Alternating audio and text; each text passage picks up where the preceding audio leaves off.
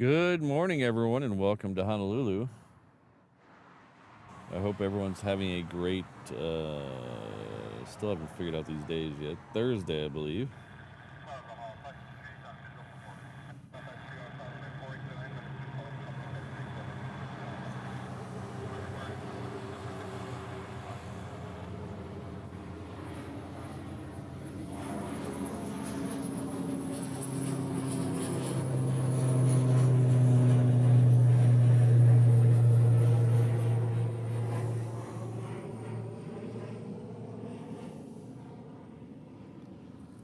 I think we're going to get another one of those here soon. This one here in the shot. More appropriately, another one of these. Should be getting another one of these here very soon. Looking forward to that. Hello, Josh. Hello, Sydney. Good to see you both here. CFI on the fly. Ian's here. Ron's here. Thank you, Ron, for being here. Got Fritz in the house. Jay's here. Kelvin. Thanks for all the welcome back wishes. It's good to be home. Not that I didn't thoroughly enjoy Italy. It's just sometimes it's good to be home. And most people, when they leave an awesome vacation, they go back to their humdrum home. Well, I get to come back to Hawaii, so I can't complain at all. This all white one here is the Aloha Air Cargo.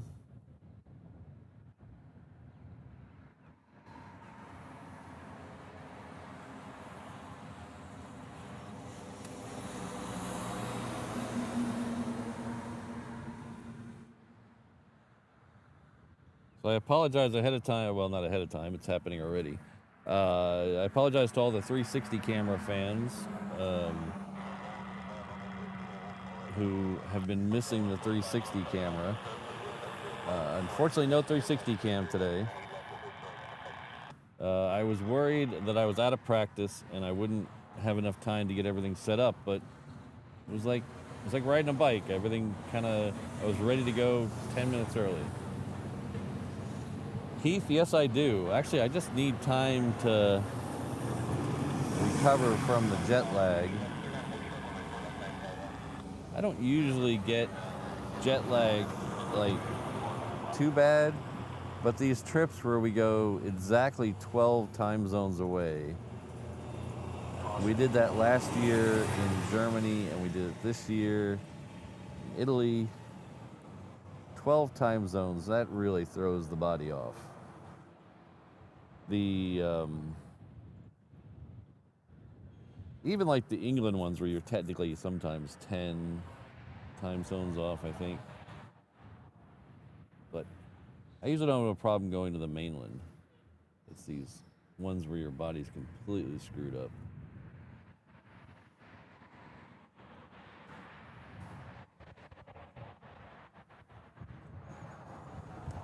Well, we're not going to talk about that one, Kelvin, because I won't be here. Good morning, Kelvin. Good to see you. But I will not be here for that flight. So if you guys are all saw that on the schedule and thought, oh, we're going to be able to see it first, well, I got some bad news for you. I will not be here for the green Pokemon flight.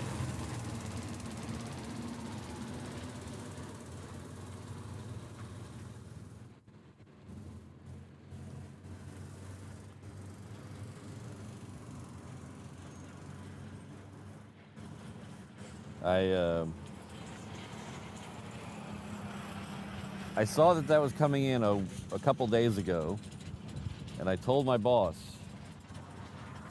I asked my boss, is there something going on the 18th? I feel like there's something going on the 18th. And I was asking him because I wanted to make sure we caught the green Pokemon.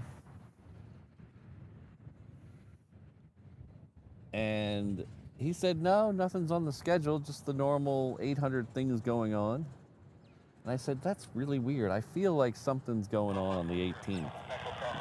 And I was like, okay, and I thought about it for a day, and then I realized there is something going on the 18th. I will be in California for Cranky Dork Fest.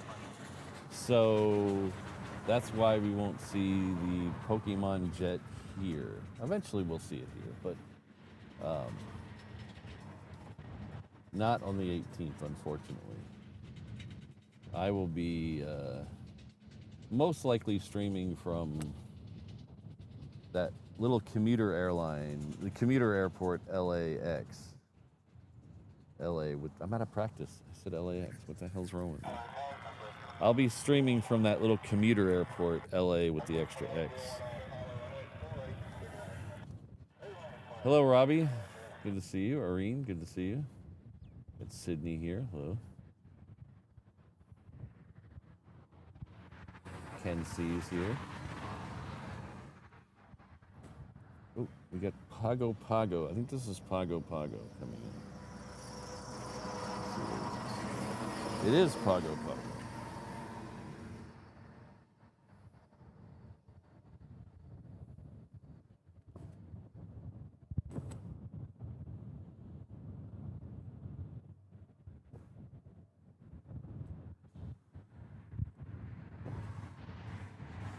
A little windy today, a little shaky on the camera. Sorry about that.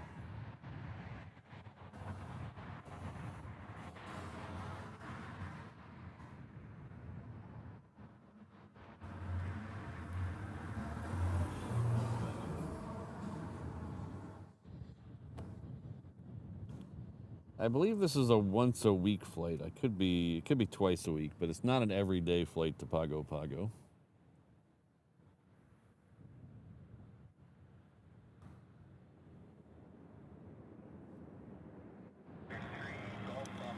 So,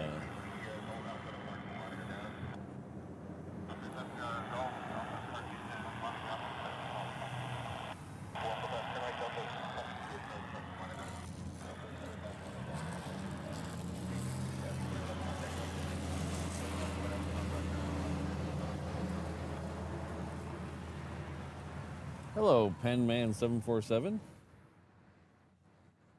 Coming in with a $14 Canadian super chat. Thank you very much. That's very generous. Because I really enjoyed the live streams from Venice and Rome immensely. Thanks. Well, it was my pleasure. Because I probably enjoyed them just as much as you did. I had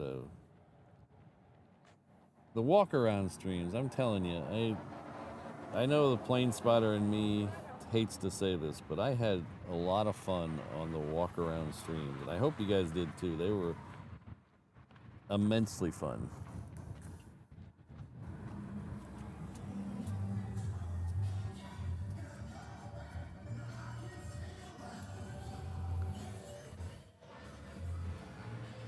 I had a guy just walk by the camera that looked like Walt if Walt stayed in the Cayman Islands and became a beach bum.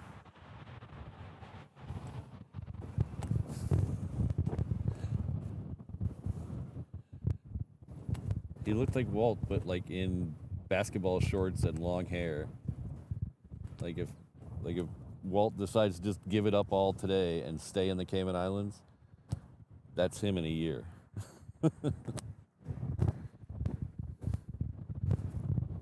But thanks again, Penman. I really appreciate the support, and thanks for watching over there. I know the time zones were a little weird for the shows, but it was a lot of fun, and that will not be our last walk around stream. We actually, I don't know if we're gonna do a walk around stream from California, but we're gonna do a drive around stream from California. So keep that up on your. But we're gonna do a drive around stream during the day this time, so more people can watch and things a little better.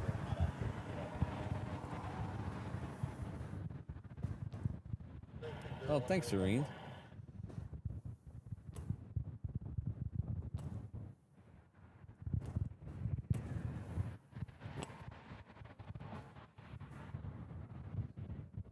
Well, let's do it all again, Robbie. Let's go back. I can do it again. Let's wait for the weather to get a little cooler, though.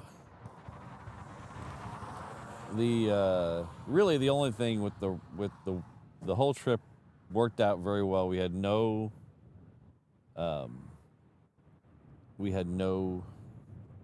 setbacks, no missed flights, no delays, no missed trains. It actually worked out very well. Everything went smoothly.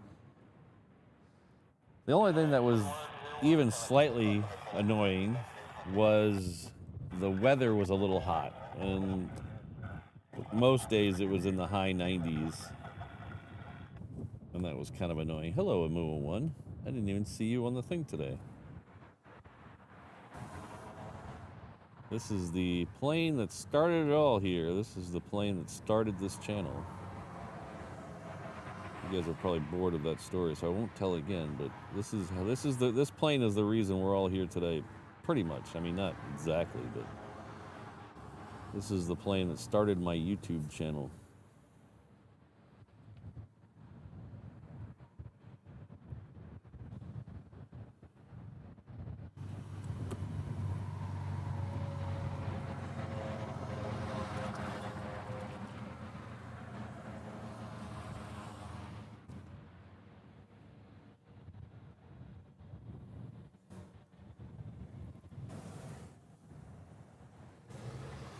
Oh, thanks, Sydney. Yeah, the house was okay. Luckily, we had a couple screens get destroyed, and an umbrella that was in the back patio got a little damaged. But for the most part, we have all the shingles. Everything else worked out. No major damage. Just a couple of minor inconveniences. We got very lucky compared to some of the people, especially on the Big Island. But there's more on the way. There's another tropical storm or depression or low or whatever you want to call it that's supposed to be here next weekend. So who knows?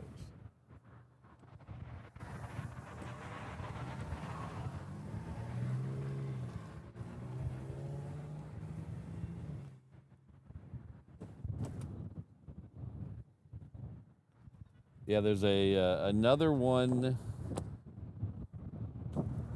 out there in the Eastern Pacific that, according to the European weather model, it's going to come right at us the weekend of Labor Day, which is, if you're not American, that is not this coming weekend, but the next weekend. And that's the good thing about living in Hawaii. One of the good things about living in Hawaii is when there is a hurricane, tropical depression, man, the news media gets a week to just milk it, because we're not like the Atlantic, where you have a tropical depression and then 5 minutes later it's in Miami or going up the coast of Florida. We get days to prepare and weeks. This wind is really... I had no wind in Rome, and I was praying for wind, and now we got all kinds of wind here. Let's go add a super zoom, see if that helps a little bit.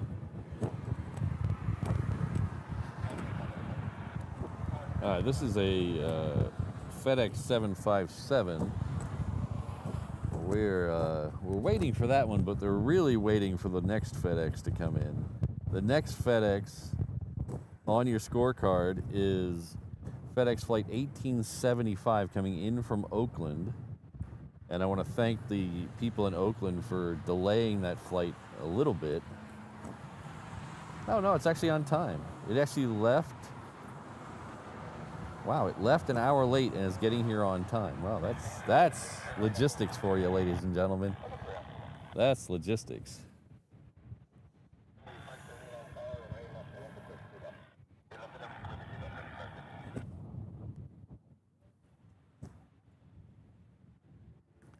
What is that?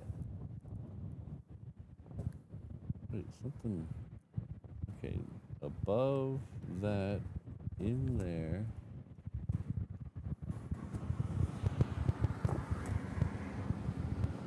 Somewhere up in here. Okay, it's above that. Where is it at?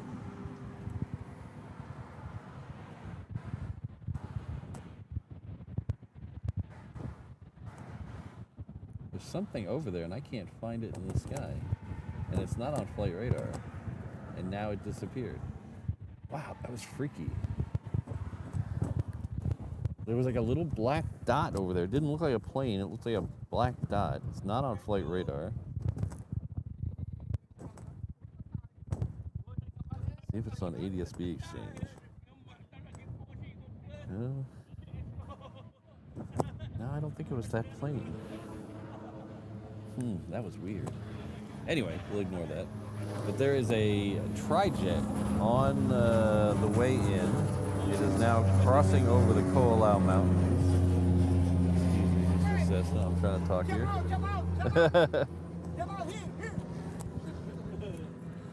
Now you gotta move over that way a little. You're being blocked by the tarp. There you go.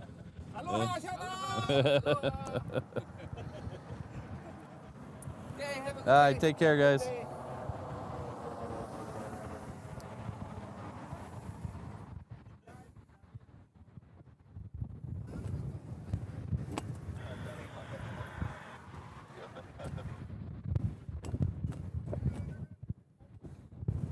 Oh, is it a drone? That's weird. Yeah, I don't know what it didn't. It looked big but small, if that makes sense. So we got a FedEx tri-jet.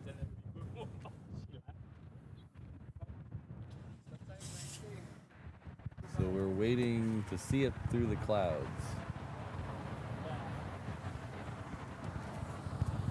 It's up there. It's coming over the Ko'olaus right now. There's a lot of sun and a lot of clouds over there.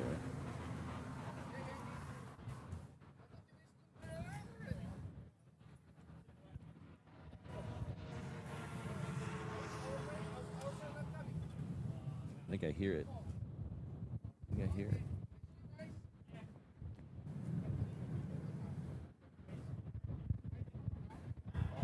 Where the fuck is it?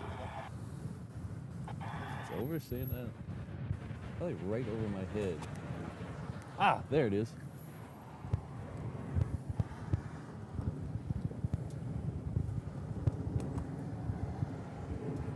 Hello, beautiful.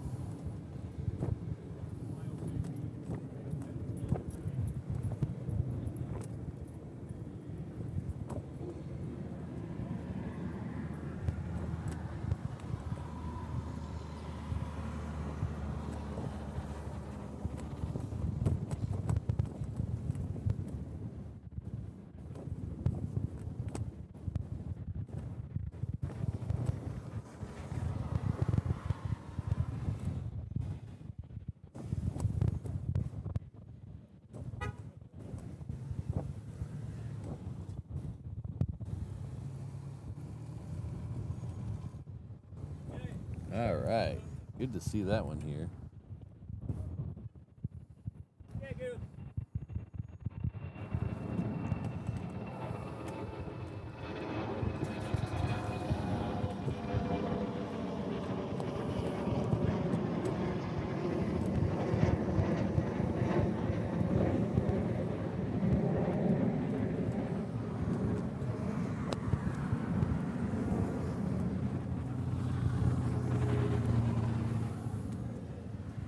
Oh yeah, we do have a rainbow over the terminal. Where'd it go? Oh, there it is. Oops.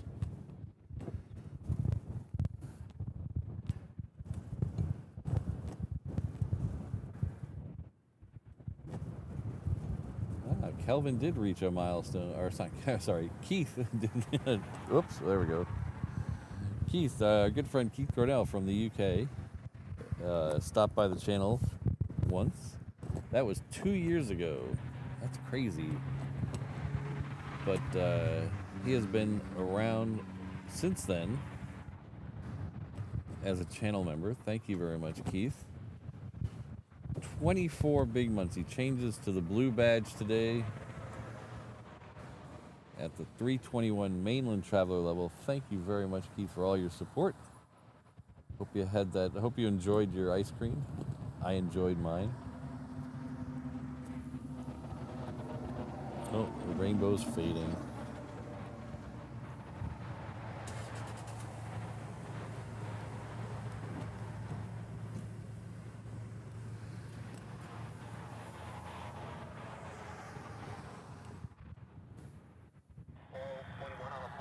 Let's see where that MD-11 is going to go all the way around. It's going to come in to 8 left. That's good.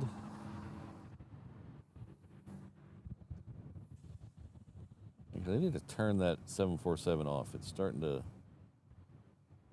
Ooh, are we going to get a... We might get a 757 right over our heads, ladies and gentlemen.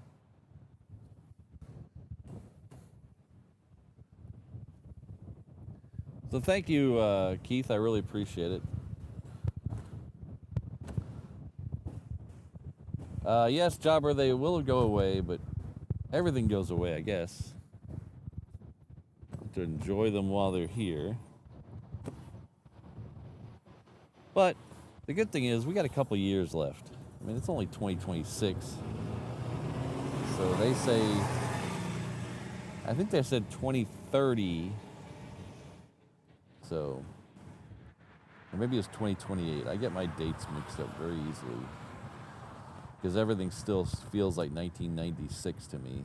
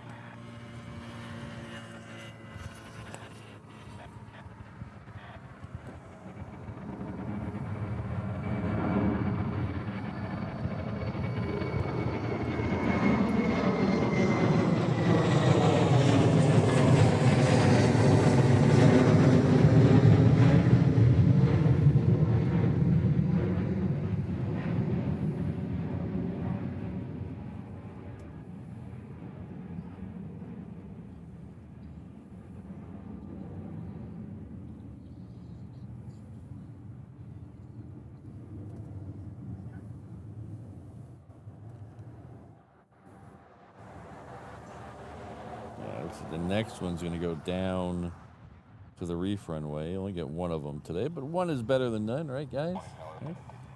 Right? Maybe? The next one in is the MD-11. I can see it off in the distance. I didn't miss you, not Captain Weber. We'll get to you in just a second after the MD-11 gets here.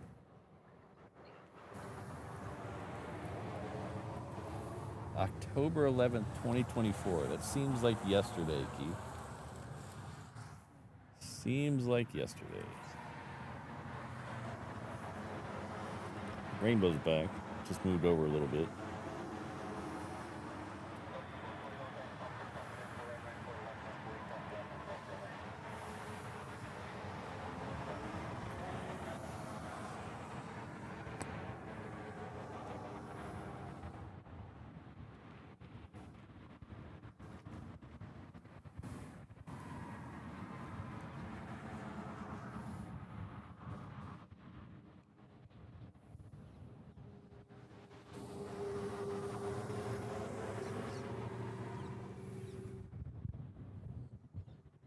You got a twofer shot there. The one in the background is an Aloha Air Cargo.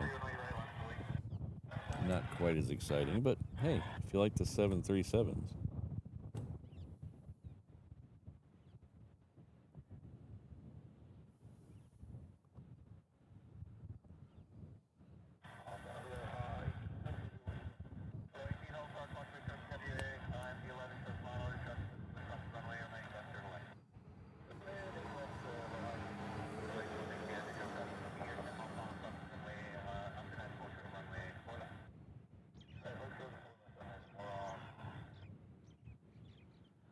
I don't know if we'll be able to do super zoom today. Too much wind.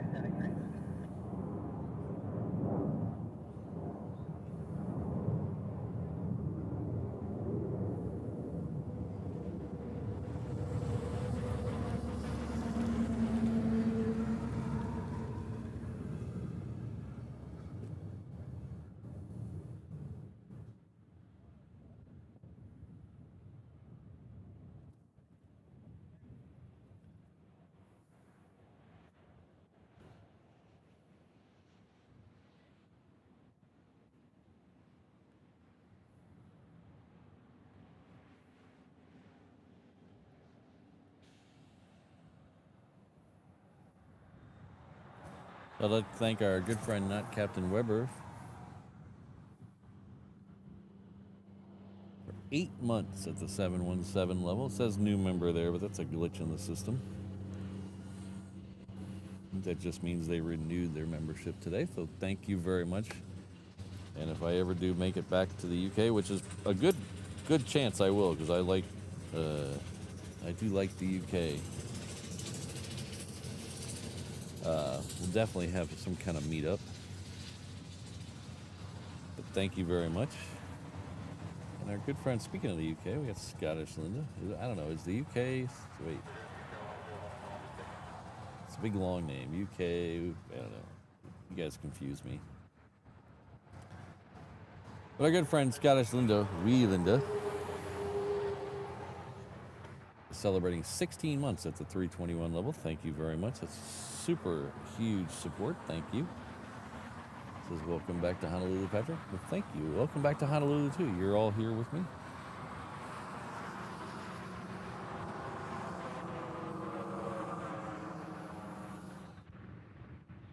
We got a couple coming out over our head here next. We have a Hawaiian 717 heading off to Lehue. Behind that, we'll have a Delta 321 heading off to LA with the extra X. Those are both going to go over our head, most likely, 99% chance.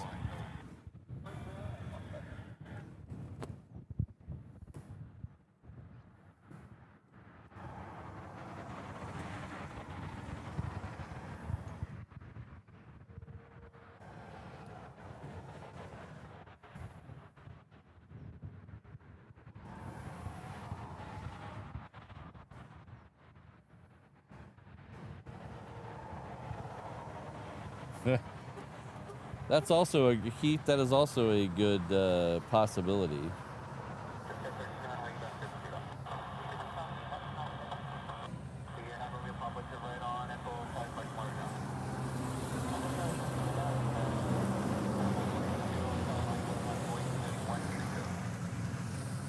I think where we go next year depends on a guy named Harry Waters.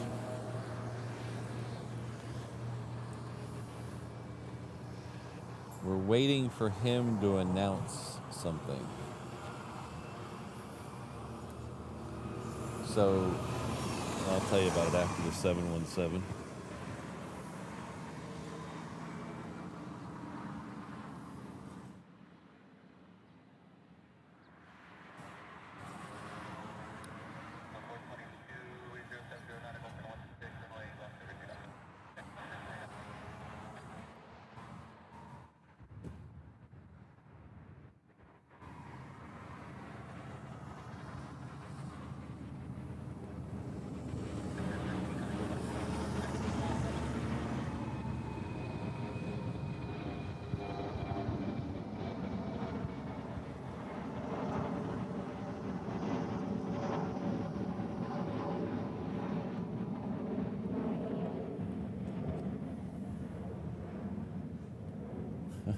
You know, one of these days I'm going to see those stretchers, Keith.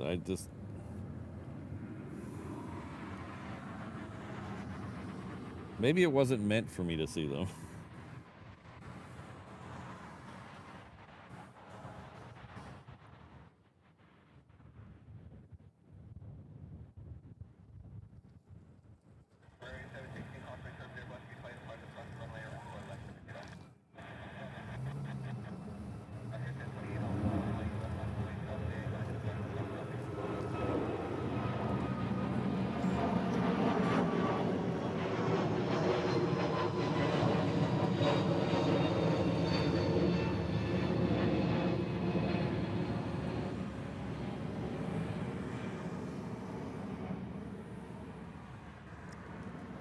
So as a lot of you know, most of you by now, I'm a big Pink Floyd fan. Well, all the guys in Pink Floyd, I think, they haven't done anything in 2 years almost.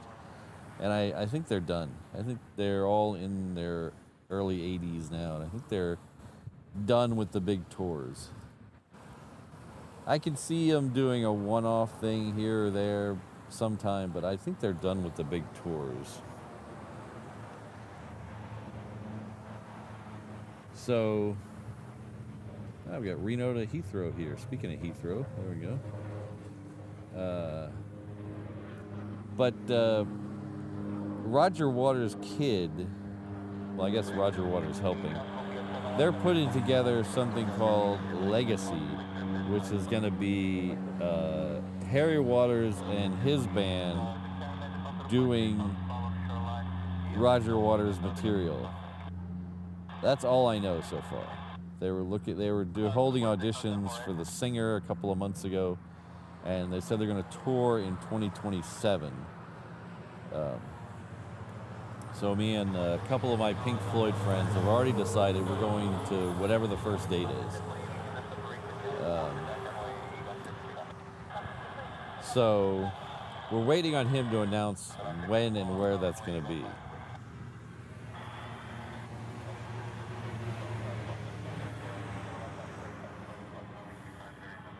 Well, Lorraine, keep an eye out for the Legacy.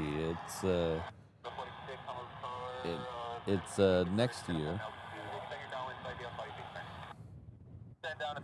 I was kind of hoping Roger or David would do a Sphere residency for a week or two, but I don't think that's going to happen at this point. Of course, that's okay. I hate Vegas. I don't hate Vegas. I just hate gambling.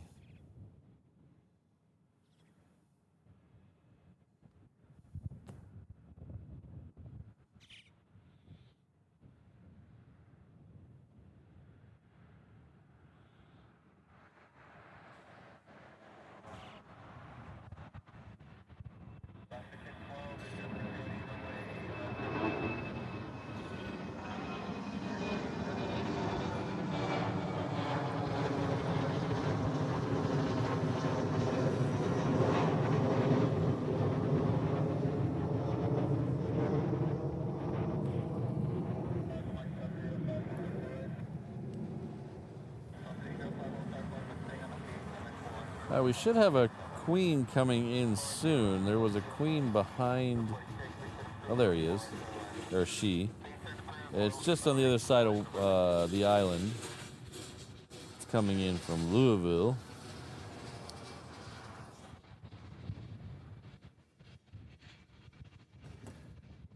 He's 2 technically. Ooh, mongoose. I see a mongoose.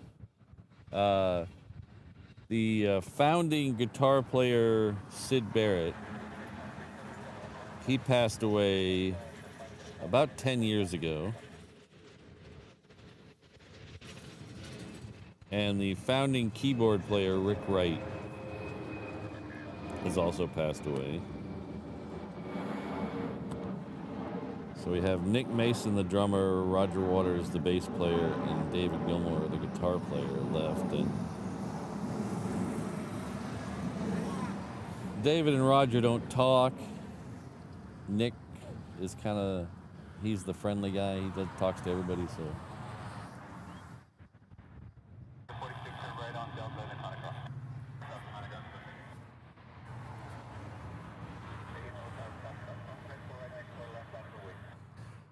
Jeffrey, I've seen a lot of their videos, and Brit Floyd and Aussie Floyd. I've seen a lot of them. It looks really good. The only problem is they don't come here, and as good as they are, I don't know if I want to pay a lot of money to go see them, because it would cost a lot of money to fly off Hawaii. So it's kind of, I don't know. If they came here, I would go, or if I was in a city. February 27th. Thank you, Ian. I must have missed that. Now we just need some tour dates so we can start planning.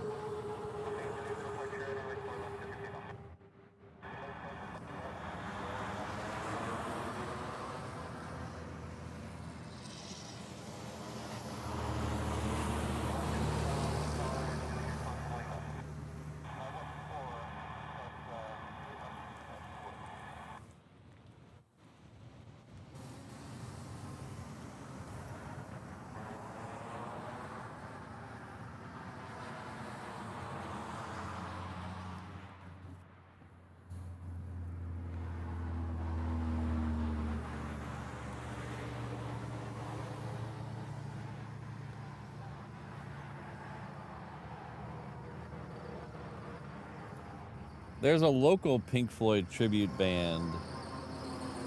I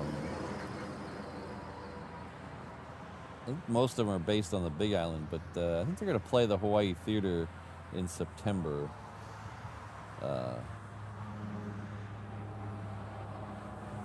Mrs. Reverse Ops and I had talked about going, but we kind of dropped the ball on it, not to look and see if there's tickets.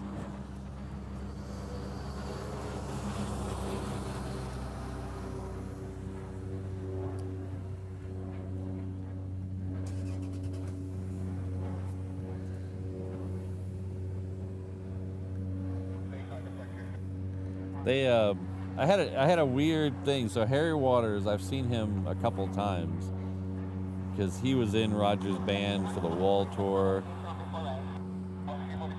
and I met him in London when I was there to see Nick Mason's band play.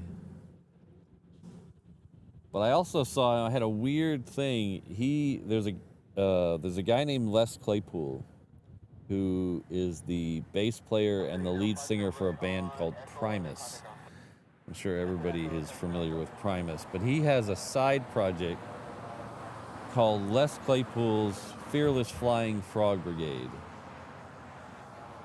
And 2 years ago, was it 2 years ago or was it 3 years ago? He did a tour where the second set he covered Animals all the way through, the Pink Floyd album Animals all the way through. So I flew out to see that in LA at the Wiltern, and it was phenomenal. But he had Harry Waters playing keyboard in his band, so that's Roger Waters' kid. He also had Sean Lennon playing guitar in that band, that's John Lennon's kid. And then he had a guy named Mike Dillon, who's a percussionist, who was in a band called Billy Goat, which I used to go see when I was a young snot-nosed punk in Dallas many, many years ago. So it was this convergence of like all my favorite stuff in one band. It was just like, Epiphany Day. It was like so, all these little things from my childhood, my favorite music, all in one little band playing probably my favorite Pink Floyd album, which is Animals. So, and Primus. So you can't go wrong with that.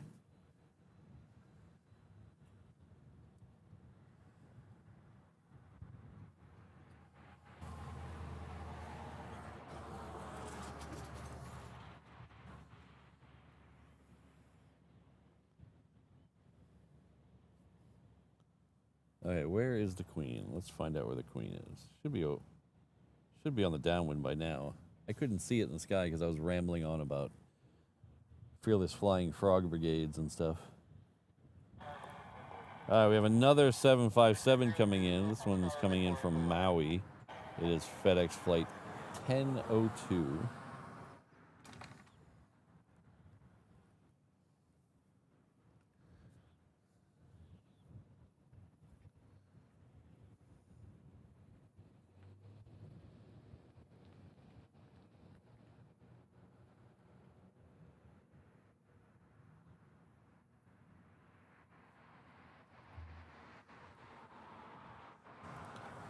See all that rain in the distance over there. I don't know if you can tell, that's all, there's like a rain wall over there. We have a 6% chance of rain here, which is pretty much a daily occurrence. 6% is about average. You're always going to get at least a little rain. Hello, Mark. Good to see you.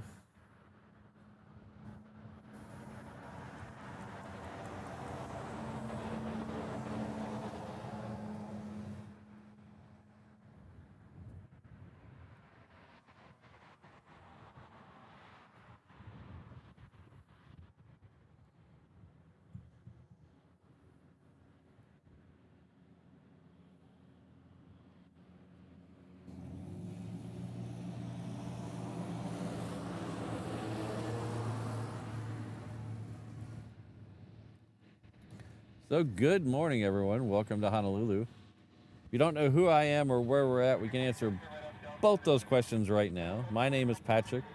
The channel is Reverse Ops. We're an aviation live stream and random thought channel based out of Honolulu, Hawaii. Our home airport is Daniel K. Inouye International Airport, which is conveniently located right over here. It is 3 or 4 miles west of downtown Honolulu, which is right over there, on the south shore of the beautiful island of Oahu, on the eastern end of the Hawaii archipelago, somewhere in the middle of the vast Pacific. We usually do 3 shows a week here, usually Tuesday, Thursday, Saturday. We'll be back here again on Saturday. I do not have a time for Saturday yet, so we'll see how that goes. But I will update you probably tomorrow morning. Check Discord and Instagram stories and YouTube tomorrow morning, somewhere in the 8 o'clock hour Hawaii time, and I will have that all figured out. But, you know, we'll be here sometime. We'll see some turtle planes. In fact, we're waiting on a couple turtle planes right now. The first one, I believe, is right on schedule today. It's coming in at 8:45. It's estimated for 8:48. And there's another one behind it, which is running a few minutes early, so it'll be here at 9:29. So we'll get both of those. Those are ANA A380s. We get both of those in the show today. We're going to run through about 9:45. Then I got to start packing things up and head to work. But we'll see how to... That still means we got 2 hours or more to go of planes in the best plane spotting location on the planet. And if you don't agree with me, well, that's okay. I'll be okay. But I think it's the best plane spotting location. But if you'd like to support the channel, you can hit that like button, hit that subscribe button. We got to 25,000 and we kind of petered out, it slowed down the amount of new subscribers, so we're trying to pick that up to see if we can get to 30,000. If we get to 100,000 sometime in the future, I'll be jumping out of a helicopter, so it's at least worth throwing your subscription in for that eventually. If you'd like to help out the channel a little more, we got membership levels available starting at just $2 a month. You can hit that join button underneath the video. We also have a PayPal link, a merch shop where you can buy cool shirts. Oh, you can't buy this one. This one's exclusive to Kickstarter members. So you can't buy this shirt, but you can buy a lot of other shirts. We still have a lot of Italy shirts up there. You can get our Prancing Moose shirt, which I ordered. Should be here this week. You can get your I'm O'Malley shirt. If you missed that in the Italy shows, you missed lots of confusion and lots of fun, because that really did cause both. So, but thank you very much for being here. Thanks for hanging out with us. Thank you for choosing your time to hang out with Reverse Ops and friends.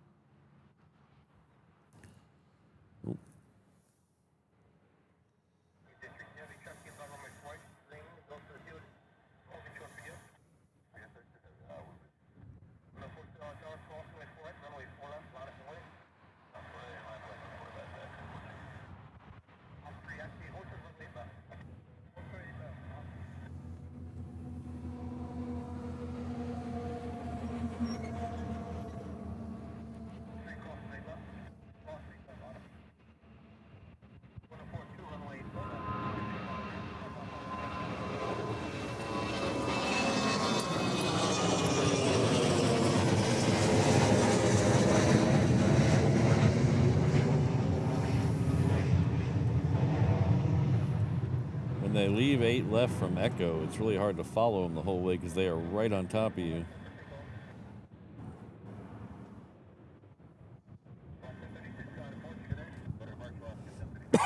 pardon me.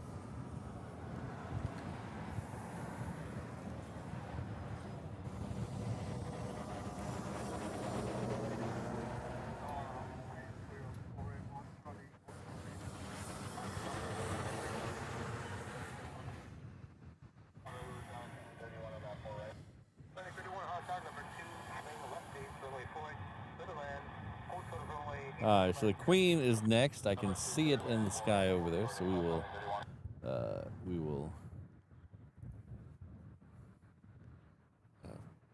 Oh, you might be able to see it in this shot too. There it is. This guy here, this guy right here, needs to go to Italy. And I had some super long grass next to the runways. That guy needs to take a visit to Italy.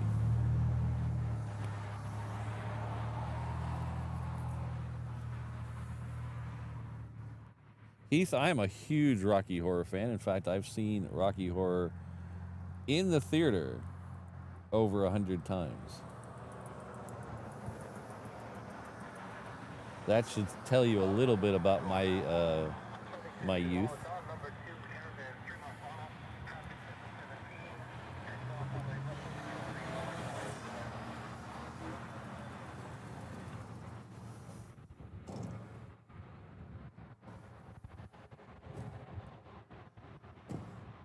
Another thing that I think we dropped the ball on here is they're doing a Rocky Horror thing here with Barry Bostwick, and I think we might have missed it when we were in Italy.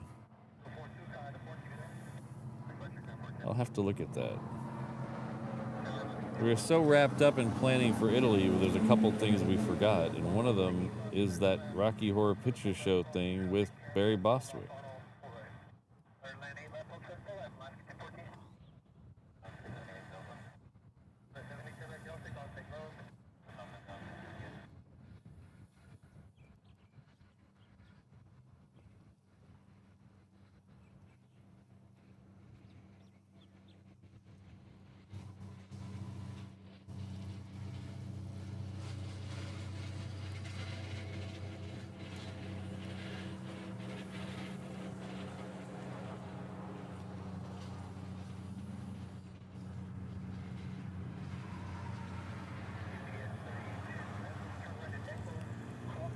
I missed seeing Tim Curry on Broadway by 3 weeks. I had bought tickets to Spamalot at the Schubert Theater on Broadway, or it's off Times Square. Back on its original run, where it was Tim Curry and David Hyde Pierce in the two lead characters. And after I bought my tickets, they announced that they were changing and rotating out, and I missed them by 3 weeks.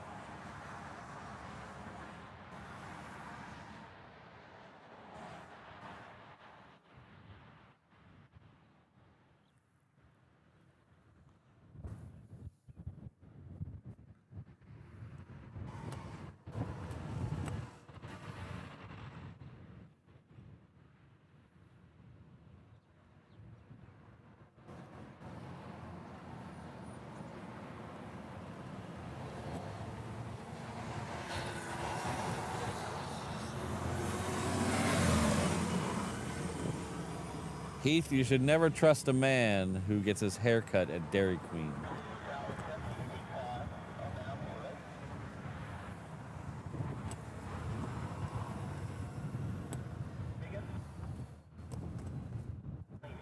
Frankenfurter, it's all over. Your mission is a failure. You lost out to extremes. I'm your new commander. You now are my prisoner. Return to Transylvania.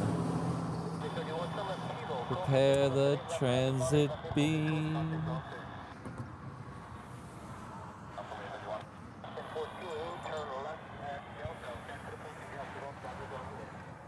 I got Martin here. Hello, Martin Colette.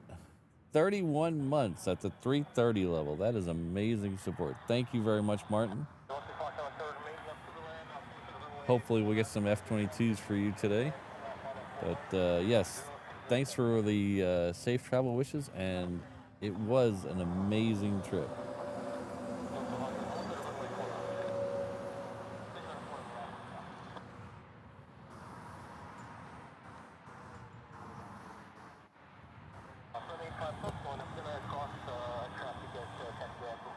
Rome was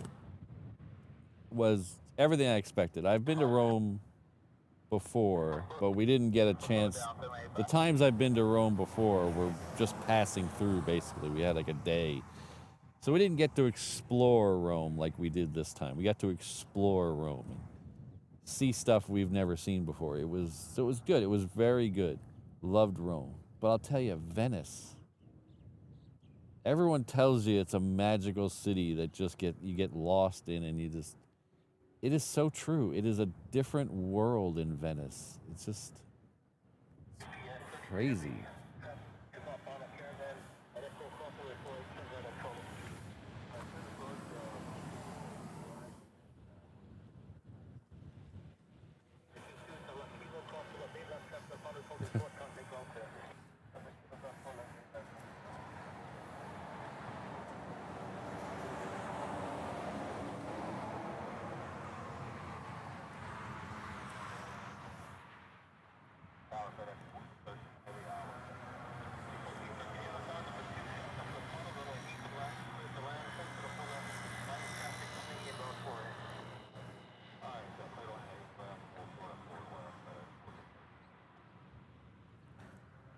Okay, we have a FedEx Heavy. That's probably a 777 there. Yeah, it's a 777 coming in.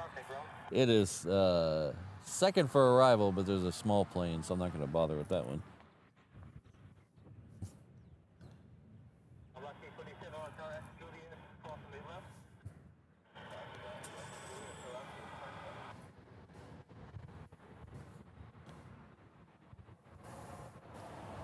Hello, B Butcher. Yes, amazing.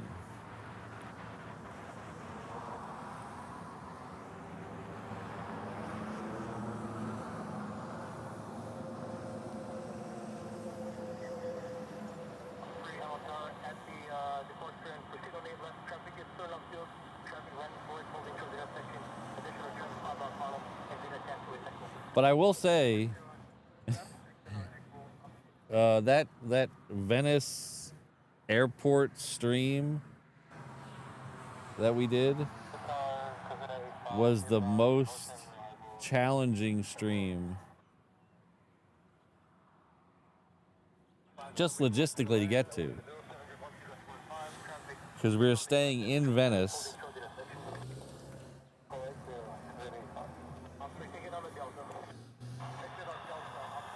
So we had to walk from our hotel to the taxi area on Venice, over the bridges, past the canals, through the little winding streets. And then we had to get on a taxi that took us into a city near the airport. Then we had to get out of the taxi, and then we had to walk for almost a mile down a gravelly little road to get to the beach area where we could stream from. And then that was fine at like 5 in the morning when it was nice and, well, relatively cool out. And it was all hot. We had to do it again in reverse. We had to walk down the gravelly road, wait for a cab, take a cab to the wrong train station.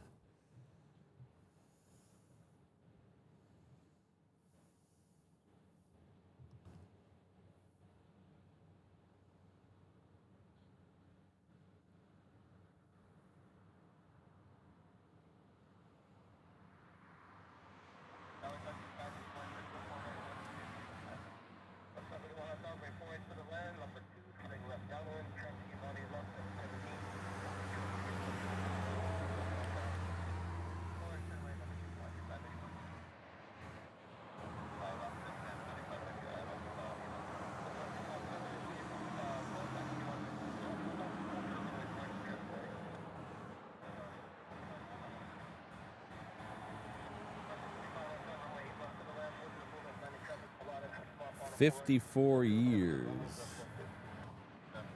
for Pompeii. We did go to Pompeii while we were down there, over there. We drove to Pompeii. We decided I didn't want to go on anyone else's schedule, so we drove to Pompeii.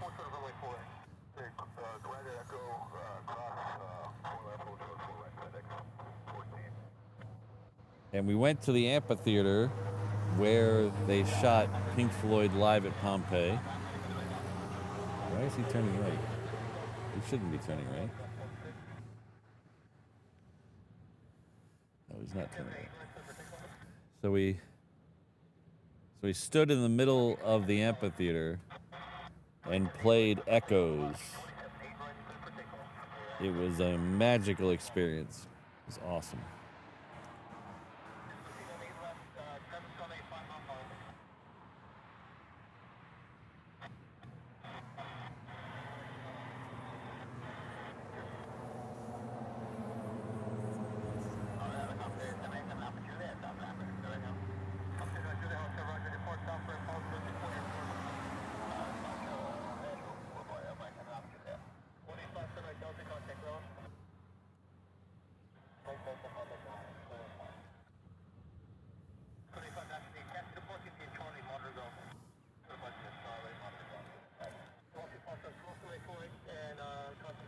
So Keith, there's a funny part to that story.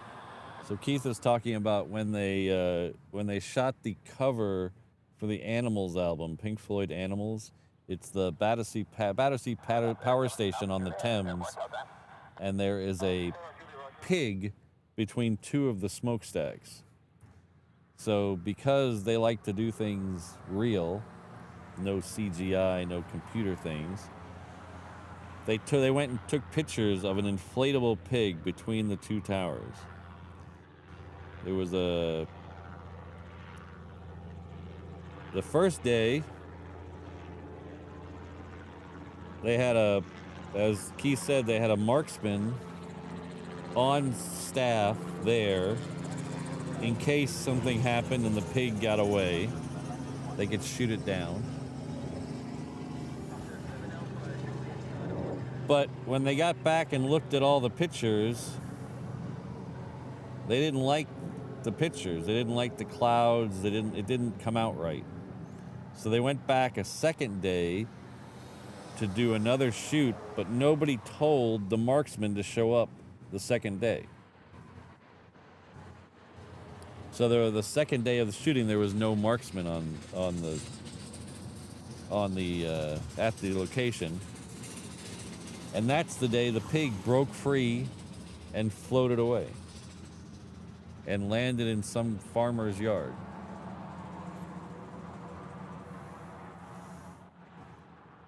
Thank you, 80808.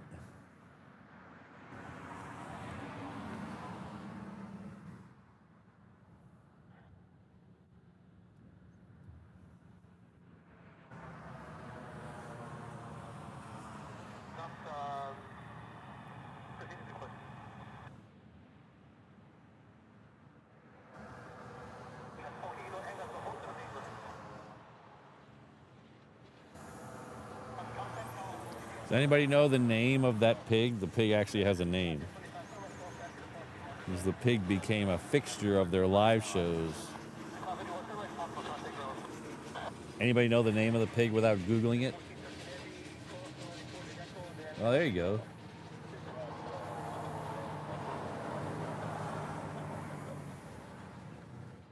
Ah, hello, Brandon.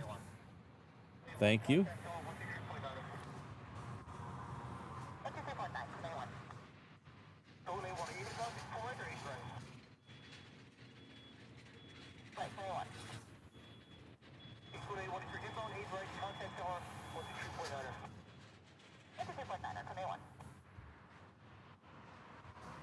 Yeah, Zip Air is about halfway between Kauai and Oahu. We'll get that here in a minute. That's Zip Air Flight 2 coming in from Tokyo.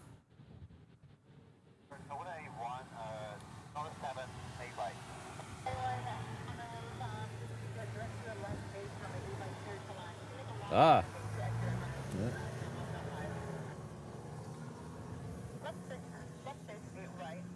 80808 got it.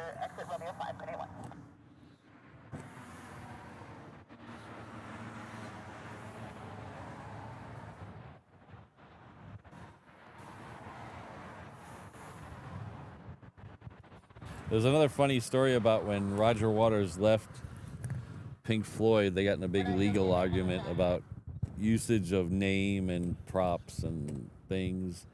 And there was a funny compromise with the pig about who could use it and what changes needed to be made to the pig so the other person could use it. But I don't know how I can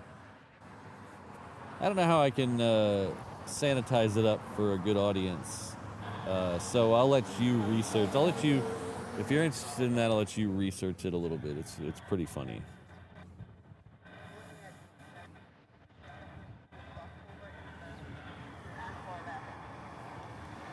So that's a Hawaiian right there. It's heading off to Portland with the extra X. I still haven't seen any of the big Hawaiians leave today, the 6 and 10. I did check if they've been moved. Don't know. They go away for a couple weeks and everything changes. Oh, okay. 6 is still not. That's going off to Vegas. That's 7:55. So we didn't miss that one. Okay. But I don't see 10. Where's 10 go?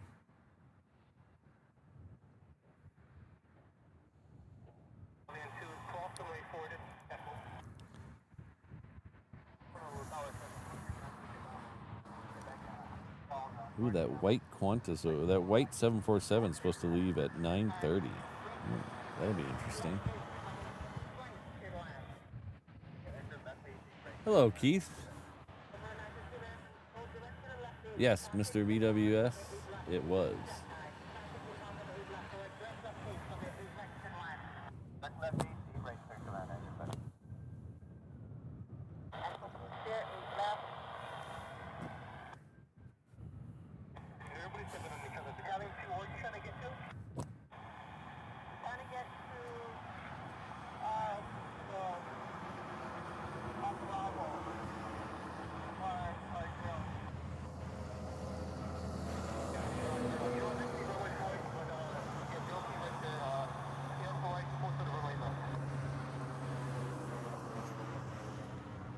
There's a lot of confusion. Somebody is very confused out there somewhere on the ATC.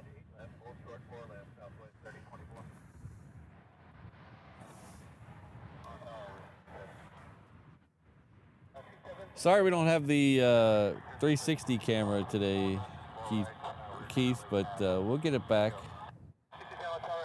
I was afraid I was out of practice this morning, and if I did everything, I wouldn't get everything set up in time, but I was actually early, so I don't know about that.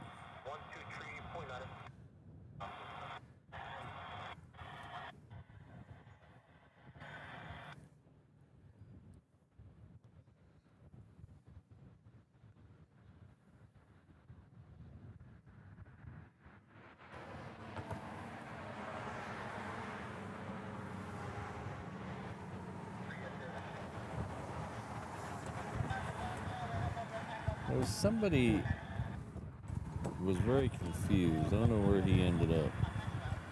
Ah, maybe it's this guy. Oh, there we go.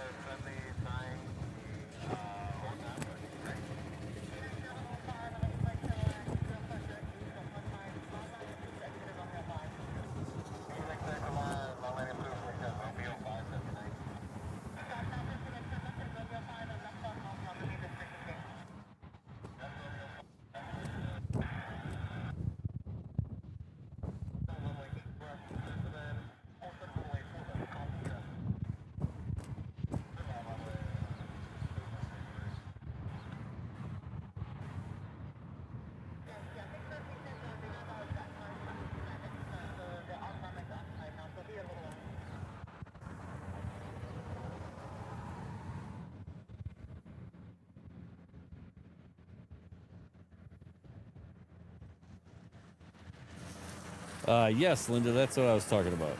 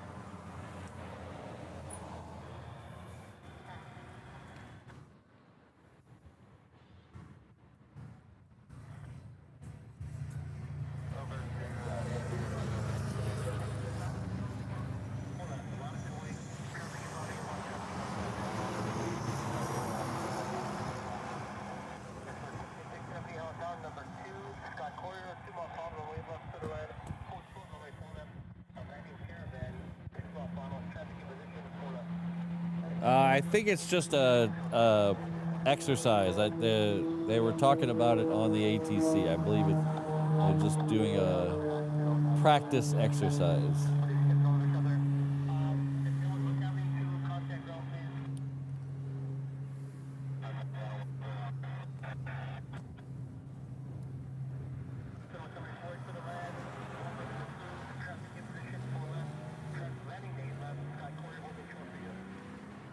So there's 3 fire stations here for the airport. These guys are going to the one that's over at on the approach end of 8 left, at the end of, or not the end of Alpha, kind of halfway down Alpha, near the Aloha Air Cargo thing. They have a station over there. There's another station that's over at the end of Lagoon Drive where we stream from sometimes. So those 2. And then there's a military one on Hickam, which is manned by Navy firefighters.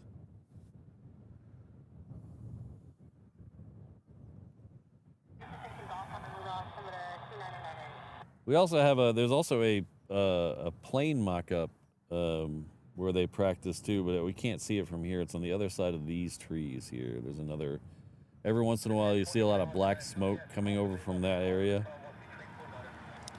That's their fake plane that they light on fire every once in a while.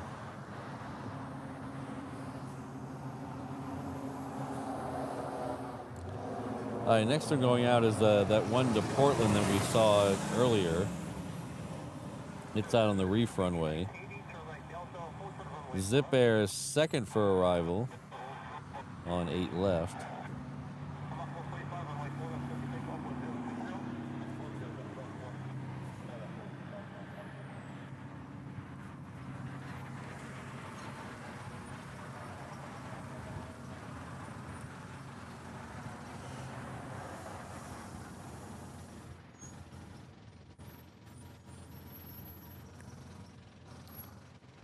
think the one out on the reef runway is waiting on a Cessna to come in.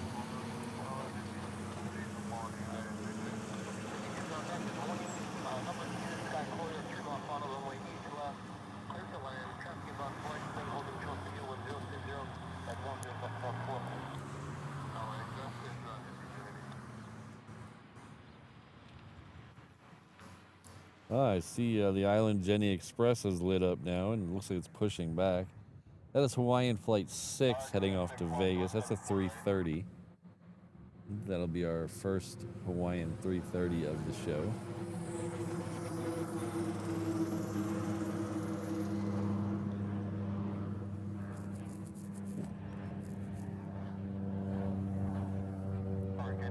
So we were talking about Rome earlier because I was just in Rome, but I heard a rumor yesterday that when our good friend Alaska Airlines, I heard that they're going to discontinue the Rome flight when they start the other ones. Anybody hear that? I heard it from a third or a second-hand, I guess third-hand source. A guy I know is dating someone who works in Hawaiian and told me, I don't know. So I don't know if that makes it second-hand or third-hand information, but I heard they're going to cancel the Rome flight on the Dreamliner.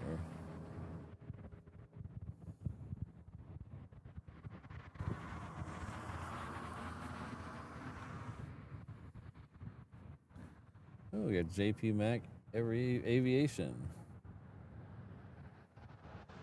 in the house. Hello. He's been he's turning 12 months today. Switched over to the gold badge. Says happy 1 year to me. Aloha. Well, happy 1 year to you as well. Thanks for being here. Thanks for being a long-time supporter.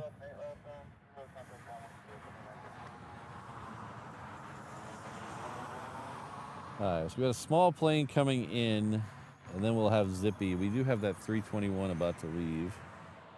So we'll switch over and see if we can find that in the trees.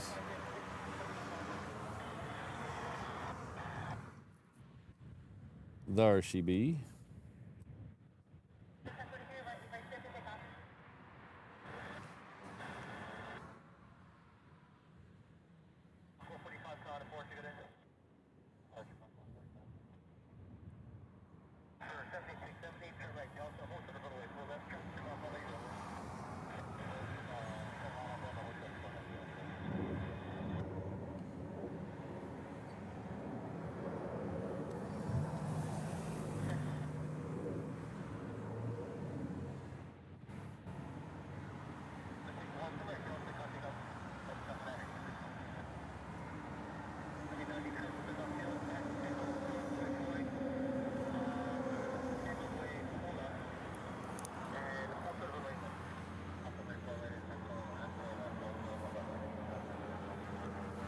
Thanks again, JP Mac.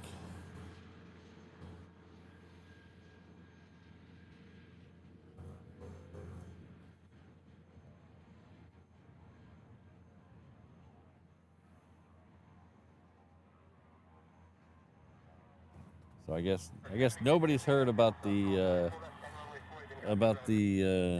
Rome flight. Either that or you guys have just tuned me out. I don't know.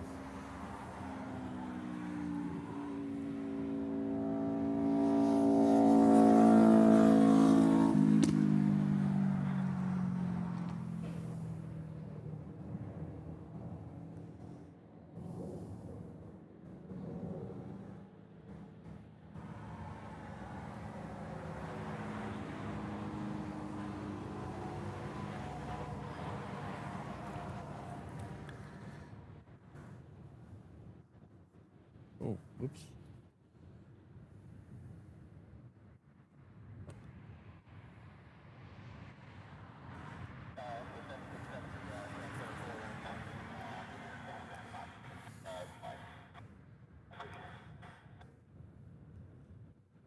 Yeah, CFI on the fly. I really think it was a case of look at these shiny new toys we have.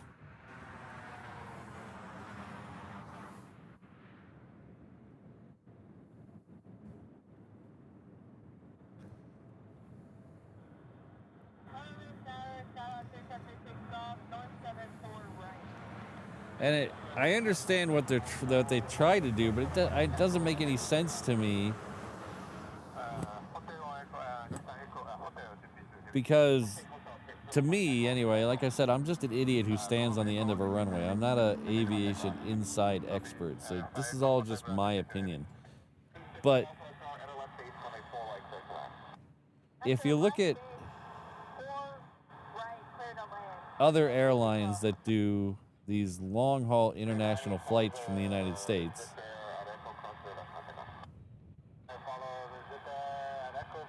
American, they fly out of Philly, Charlotte, Dallas, Phoenix, and LA. So they always have either a starting base of a very large population like LA, or a feeder system where you're feeding half the country through Dallas or through Philly to get to these international flights. So you're getting a lot of people from a good part of the country feeding through an airport. With Alaska, no one's feeding through Alaska to get to Rome. Why would you, or Seattle, why would anybody in, let's say anybody in LA, choose to go all the way up to Seattle to go to Rome when they can do it much quicker by going straight there?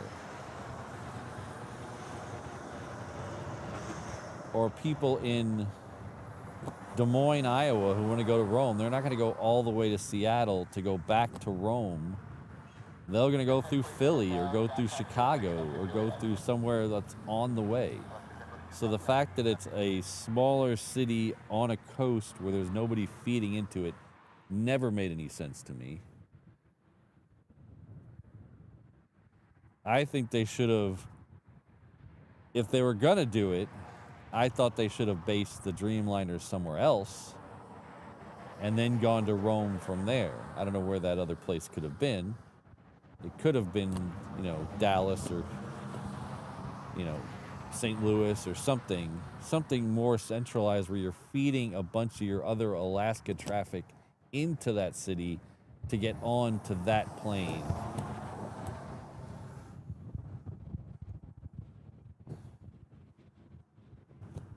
Because pretty much you're relying on people here in Hawaii or people around Seattle area to fill up those Rome flights, and I don't think there's enough people.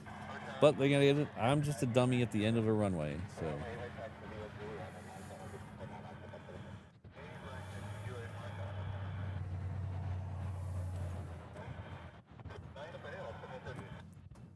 Now upper, I think it could have worked, but I think I thought they needed to move the Dreamliners somewhere else, not Seattle in there. But that's their gig. It's their home base. I don't know. And like I said, there's lots smarter people than me running Alaska Airlines. They're not a bunch of dummies, but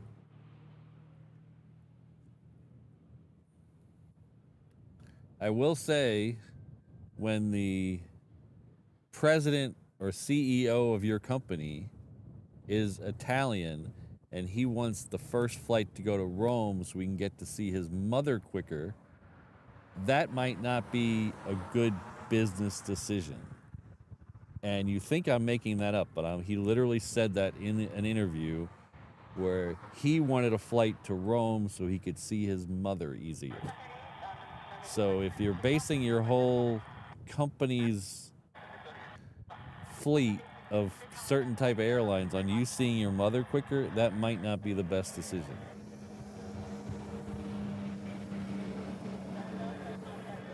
All right, take care, Keith. Thanks for the 2 years. We'll see you next time.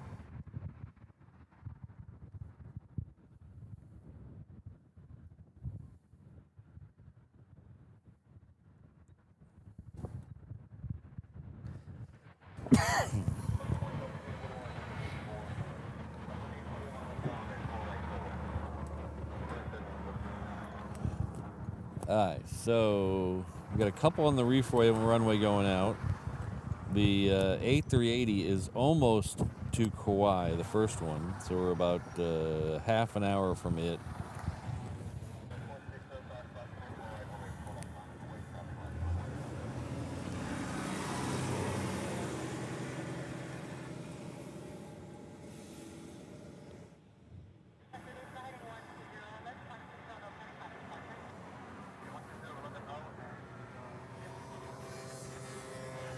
So this is the 717 in the Moana live action livery. This is, the plane's name is a Kepa, but this is the Moana live action livery. There's 3 of these. There's not 3 of the 717s, but there's 3 Moana liveries. There's a 717, a 321, and a 330. So they're all for the new live action Beyond the Reef or something it's called.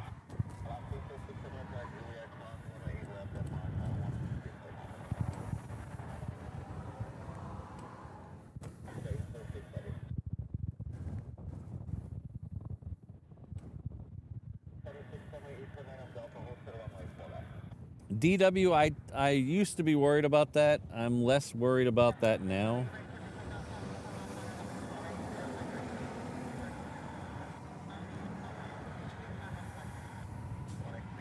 I think they're committed to keeping the Hawaiian brand. What that looks like in 10 years, I have no idea. But the COO actually said the other day, well, a month or 2 ago, that they were looking at every quote-unquote Alaska plane going in and out of Hawaii to be Hawaii livery planes. I don't know how that works, but that's what he said. Of course, I think his boss immediately contradicted him like 2 days later, so who knows.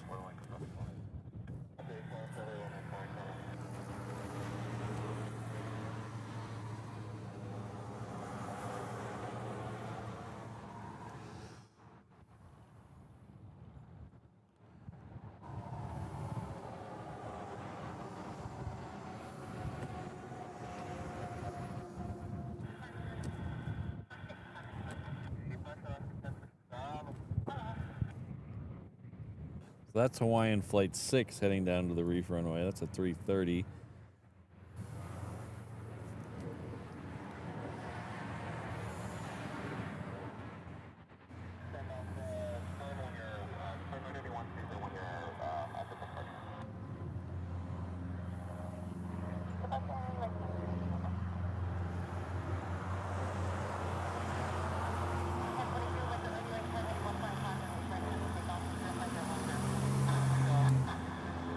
Alright, so next one out is a Hawaiian 717. It's heading off to Hilo. Behind it is a Aloha Air Cargo. It's heading off to Lehue, and then we'll have Hawaiian Flight 6.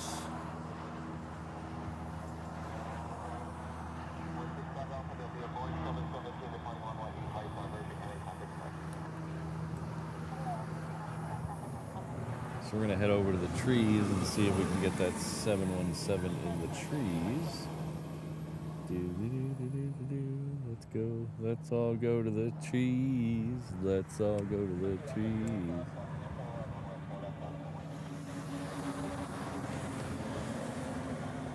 DW, technically, yes. They're going to take current Alaska 737 800s, I think. 800s? And use them for inter-island. But they're going to re-livery them and redo the interiors before they get here. So they will not have Alaska liveries on them when they start doing that. They'll be Hawaiian liveries.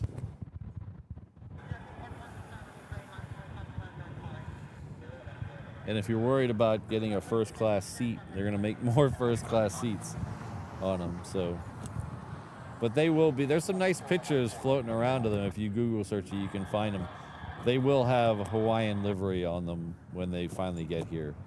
I can't remember if it's 2028 or 2030. is when that's going to happen. I know next year they're going to start redoing the interiors of the 330s. So those aren't going anywhere for a while.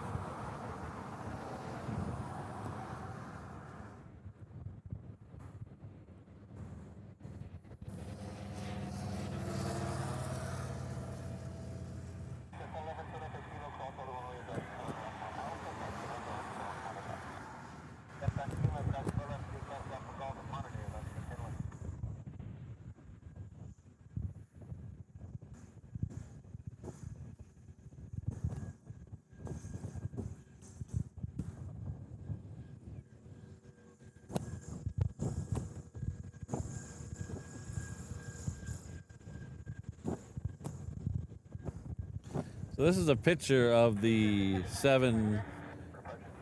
Oh, I'm missing the... sorry, Jen. I apologize, Jen. Had my eye on one thing and I was trying to do another.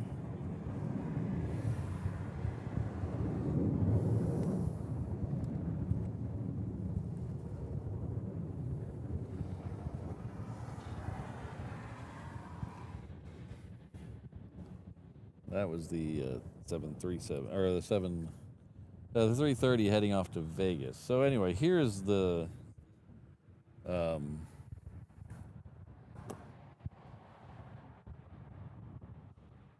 here is the picture of the 737 that will eventually start doing inter-island service here in a couple of years. These are going to be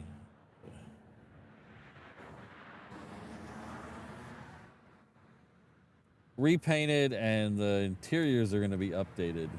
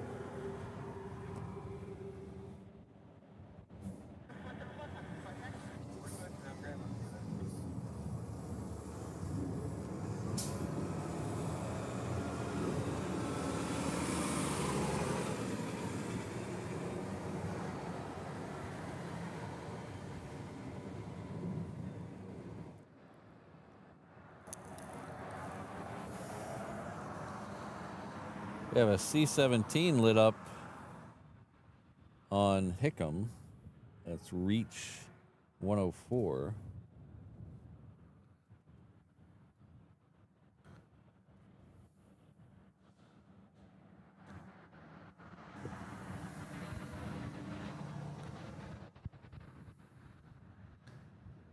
There's a lot of rain over town right now.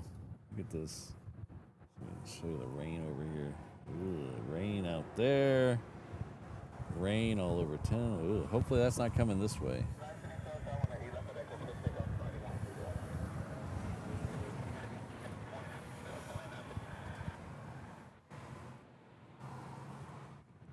Alright, so while we got a second, my body is all wonky time frame, so I am starving.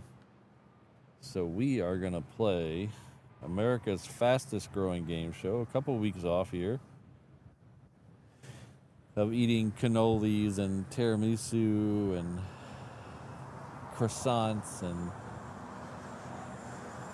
this one place we went that was right down from our hotel, same building downstairs, nice little cafe. We ordered yogurt there in the morning, and it was this, it wasn't frozen yogurt, but it wasn't yogurt. It was, I don't know, it was this weird kind of in between. And it was covered with fruit. It was awesome. Anyway, got me thinking about that. But it is time to play for the first time in a couple weeks. It's time to play. What flavor of Pop-Tart is Patrick eating today? And you can't see that with the cars there because they're all dark. Let's go up a little. There we go. What flavor of Pop-Tarts is Patrick eating today? Let's go down a little bit. There we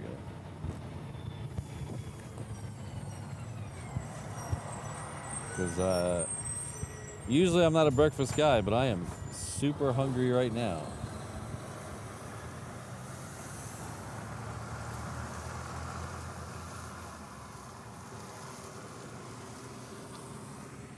So give me a second, I'll be right back.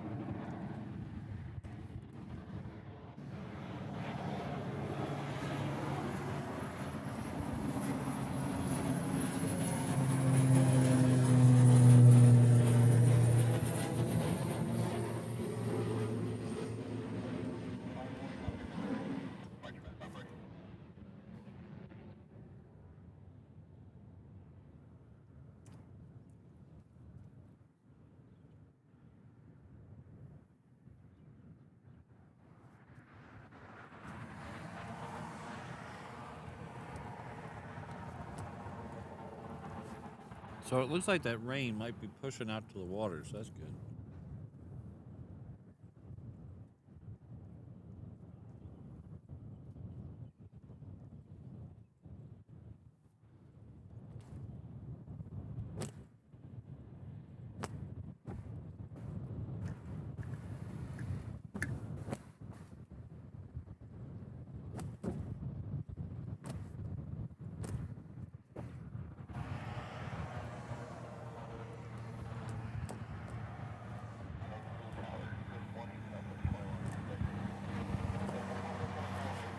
Imua 1 is next out on the reef runway.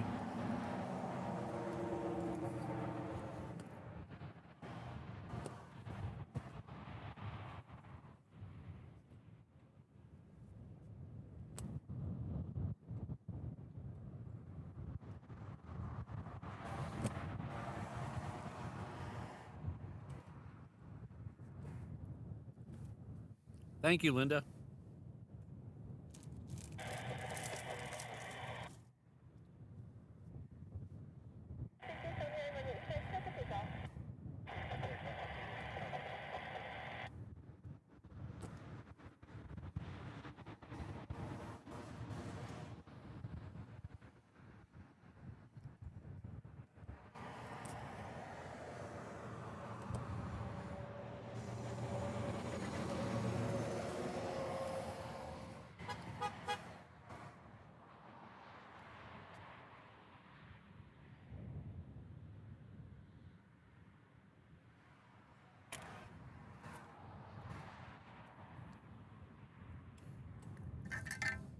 I might be getting too predictable, as one of my mods just told me.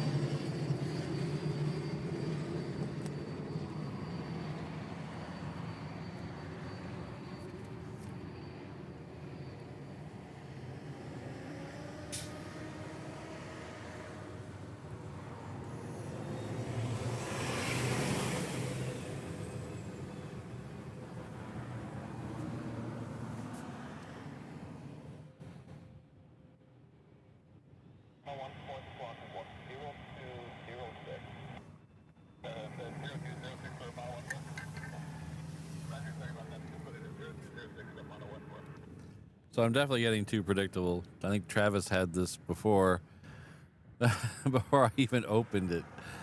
Where is that? Yeah. Frosted cinnamon roll.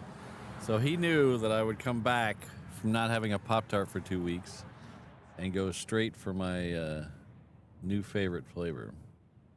If you haven't tried this one, it's super tasty. So congratulations, Travis. Trav808. Travin, sorry, I missed the end. Tune in next time for another edition of What Flavor of Pop-Tarts is Patrick eating today?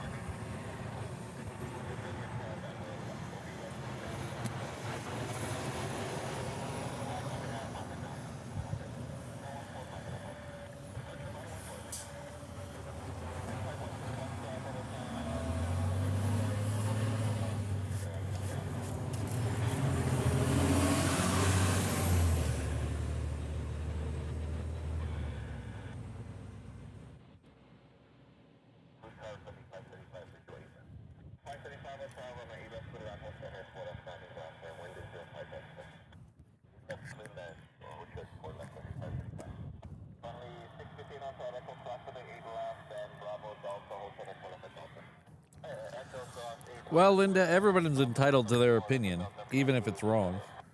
So.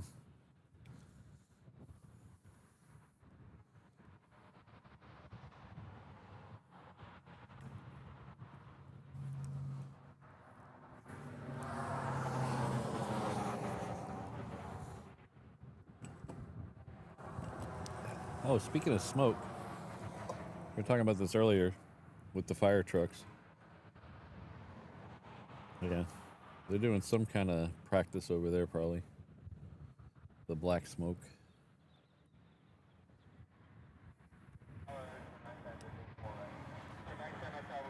No, Heath, we're getting close, though. We should be having one in 10 to 15 minutes. Last time I checked, it was just... Oh, now it's about halfway between... Oh, it's a little farther than halfway. So 10 minutes or so, we'll get the first one. It'll be the green one.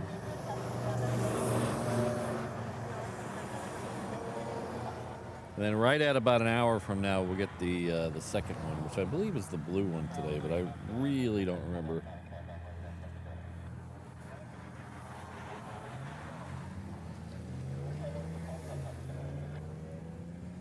Well, thanks, Scottish Linda. I will enjoy. They haven't killed me yet.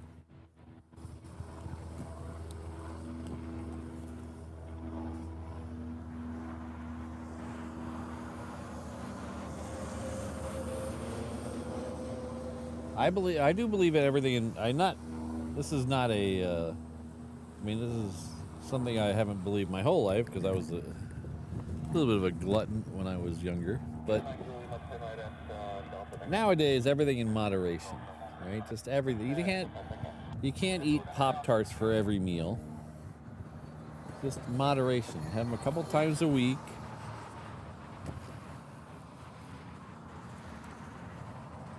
Then the rest of the week, you eat a Nutri-Grain bar or something a little more healthy. I'm not saying healthy, a little more healthy. You can't have 6 Cokes a day anymore like you could when you were 20. Just moderation.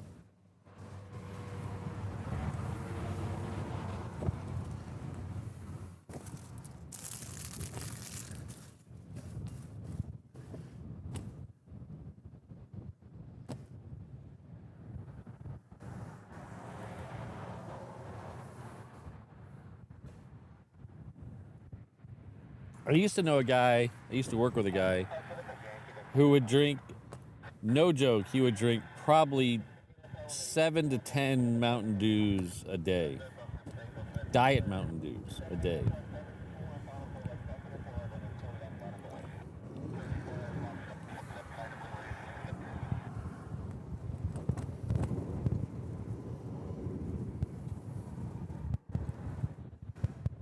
And he'd always come say, oh, they just keep me going. There's nothing wrong with them. They're diet sodas. Nothing wrong with them.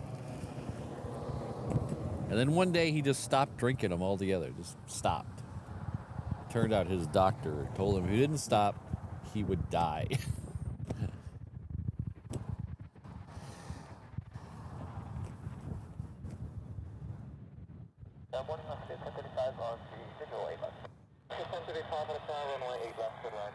Next one coming in on 8 left is a Hawaiian coming in from Tokyo. Haneda, that is.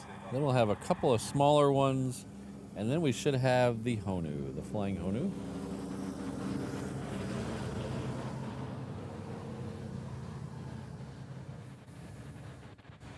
Wow, 3 liters. Wait, okay.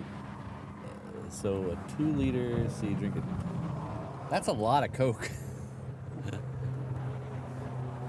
That's a lot of Coke.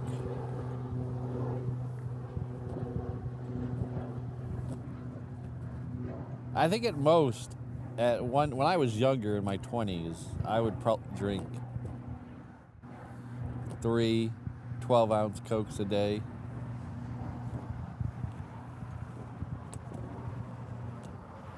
I can't kick the Coke habit. You know, it's hard to kick Coke. I mean, to get off the habit. But I have now limited myself to one, at most one a day.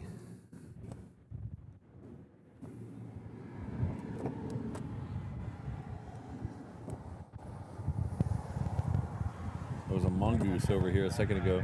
I don't know where he is now. One a day. But sometimes I don't even have one a day. It's just, that's my maximum. Like yesterday, I didn't have a Coke. I had a lemonade. I had a nice refreshing lemonade. I'm on a lemonade kick ever since I got back from Italy. If you don't know, the whole Amalfi Coast is the lemon coast. Lots of lemon production around there. So there's, everywhere you go, you got lemon drinks, lemon alcohol, lemon cakes, lemon cookies, lemon ice cream, lemon gelato, lemon sorbet. So many different types of lemon stuff.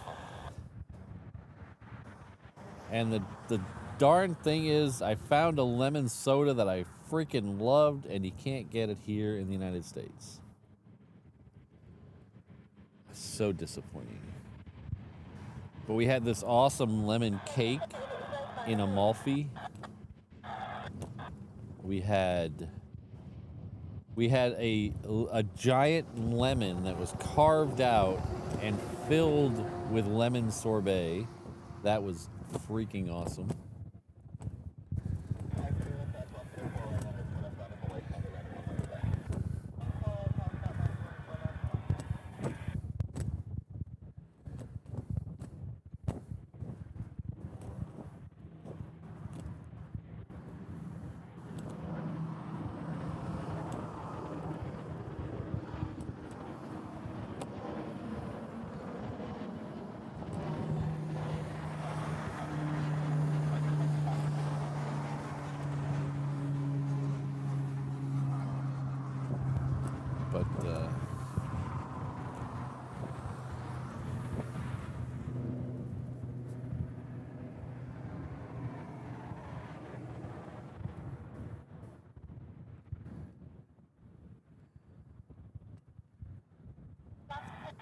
Yeah, I only see the mongoose usually in the lot that's right by the water. I usually don't see them in the other lot.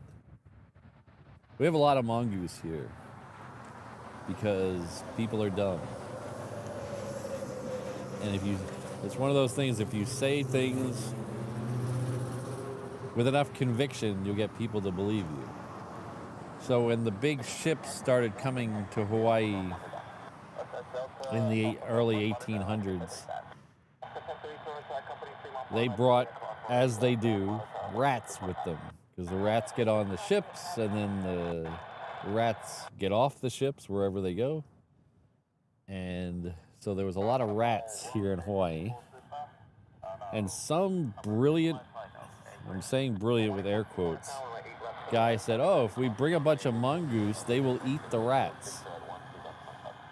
Well, it turns out mongoose and rats have a different sleeping schedule. Rats are nocturnal, mongoose are not. So they never see each other. So now we have a lot of mongoose and a lot of rats.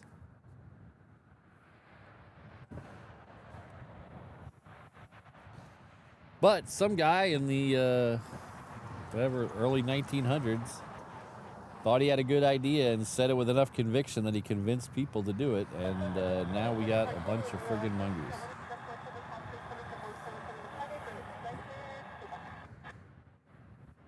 Next one coming in is a 717.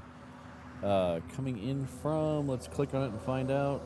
Not that plane. No, not that plane. Flight radar. Let's click on it and find out. It's coming in from Lehue. And after that, we'll have a Honu. Hello, Randy. No, we don't have any snakes, so that's good. We do have wallabies. If you can believe that, we have wallabies here. They live up off the Pali, up in the rainforest at the top of the mountains behind me.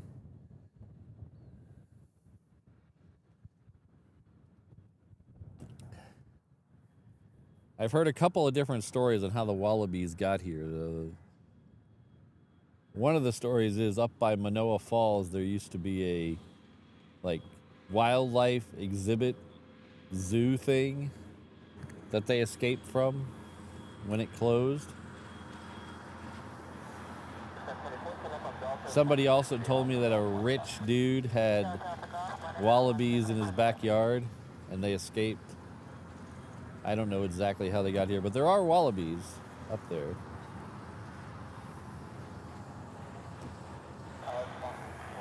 That's the 717 coming in from Lehue.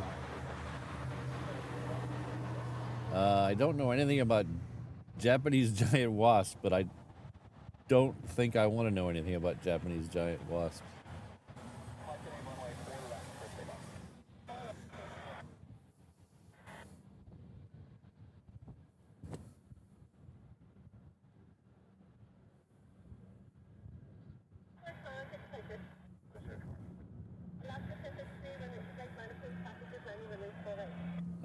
Gil, I don't know. I'll have to look for that. I don't think I've seen that one.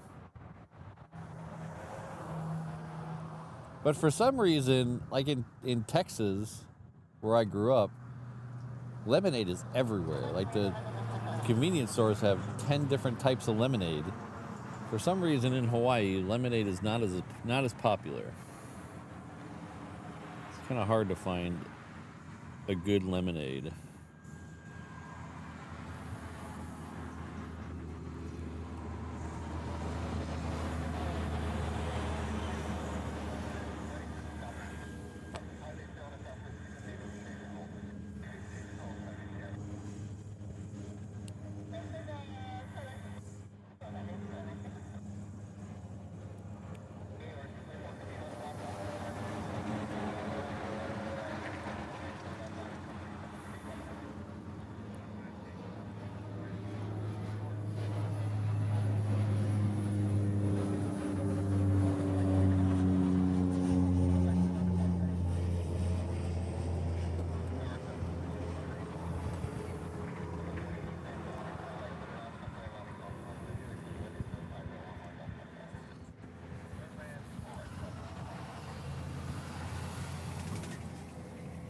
Hello, Serafino.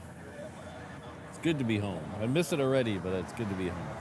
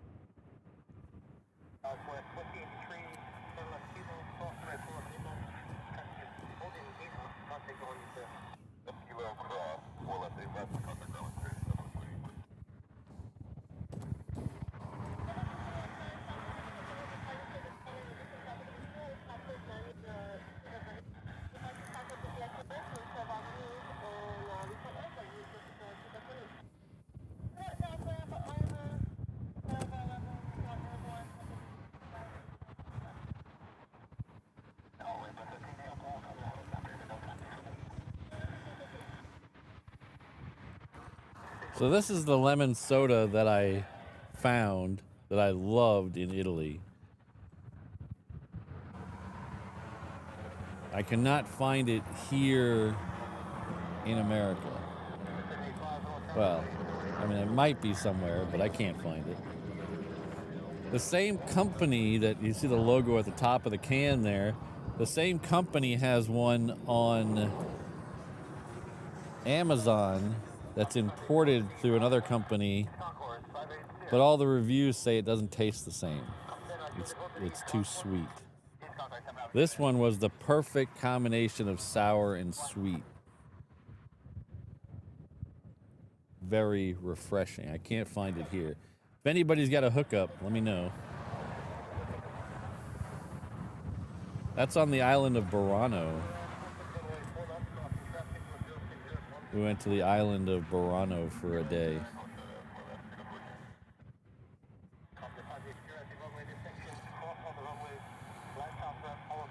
This is a lemon cake and lemon slushies that we had in Portofino. Portofino? It's on the Amalfi Coast. It's a city on the Amalfi Coast. That lemon cake was freaking phenomenal. Freaking phenomenal.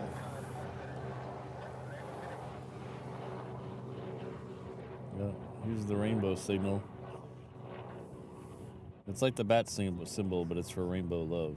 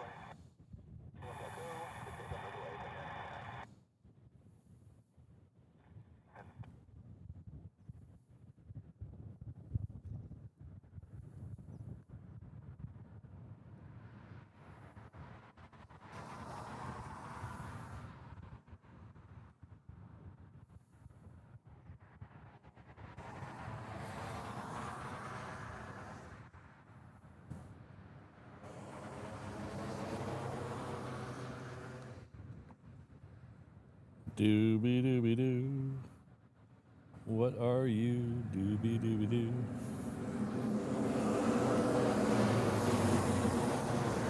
Alright, so the second Honu, which let's see. That is not the second Honu. Still on the other side of Kauai. And it is the blue one. 9:24 still, so it's actually a little early.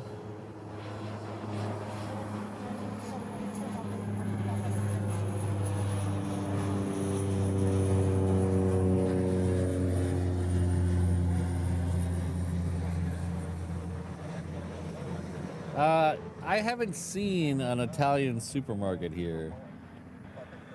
I will look, but I would have ventured to say probably not. There used to be a really nice Italian deli that sold cheeses and meats and things, but I don't think they sold stuff like drinks. But they've been out of business for a while. I'll have to look. I don't think there's an Italian one. So there's Hawaiian flight. Oh, was that? No, that's being tugged. That's not 10.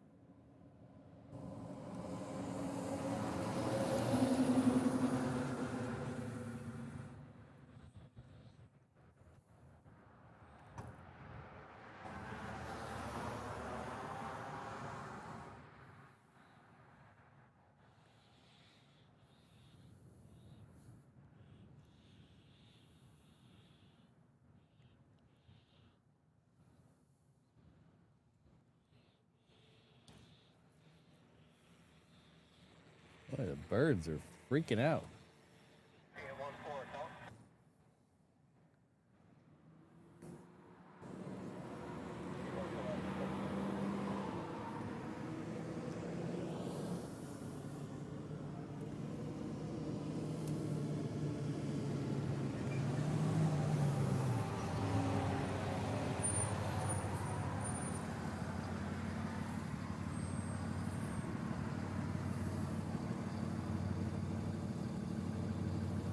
Too far away. Where the heck are they?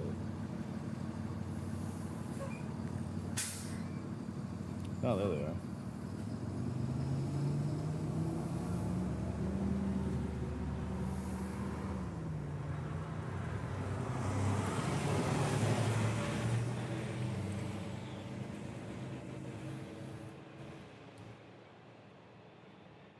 Gotta be 30 or 40 birds over there waiting on something. They're all minor birds.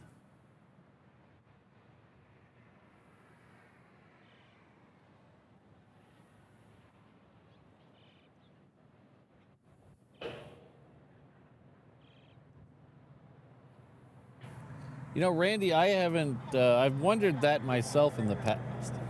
I haven't seen anything and I haven't heard anything.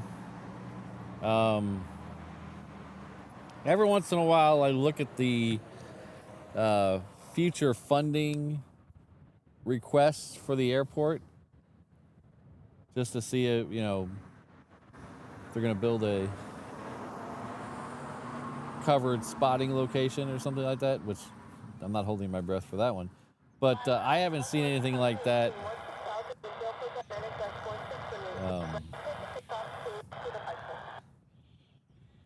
I think the only thing that would make that happen is if we suddenly had a large, either a large increase in flights, or if there's an FAA thing that they've been doing for the last year, studying flight approach patterns to airports. And it's not just this airport, they're doing it to, I think, every major airport, to study, you know, noise reduction, pollution reduction on inbound flights or outbound flights. And I would imagine if the people out in Eva Beach complain loud enough. Oh, hold on. Hold on.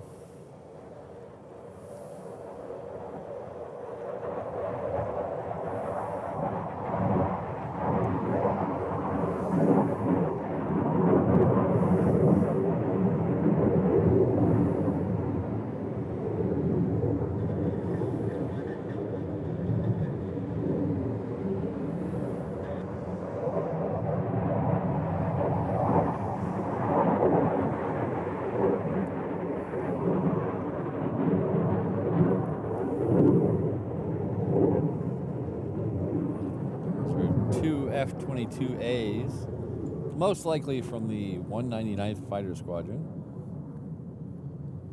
See if we get any more. They don't show up on the radar, so I don't see them.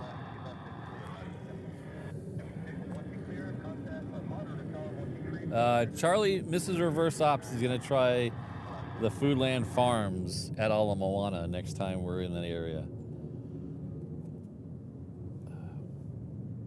The Foodland by my house doesn't have anything like that. But sometimes the Foodland Farms by Ala Moana gets weird stuff.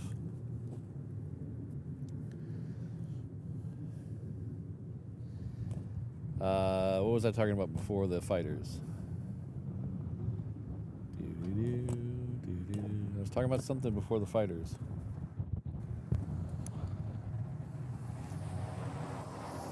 Probably nothing important. Chat will remind me. Oh, runway 8 right, yes. They are doing a bunch of surveys on flight paths and seeing about reducing noise, reducing pollution, things like that, improve efficiency. You might have noticed some of the changes at San Francisco where they stopped the side-by-side approaches or landings, and they limited the number of movements or takeoffs and landings per hour. That all came from these surveys they're doing, these studies they're doing. They did the public inquiry here for Honolulu a couple of months ago, but as all government public inquiries are, they're in the middle of the day, so only jobless, crazy people can go. And I only fit one of those criteria, so I couldn't go. But I'm hoping the people in Ewa Beach complain enough, but maybe they'll push more traffic to 8 right so it doesn't fly right over Ewa Beach, or Ewa, not really Ewa Beach, but Ewa. But if that happens, maybe they'll do it, but I don't know. It's money.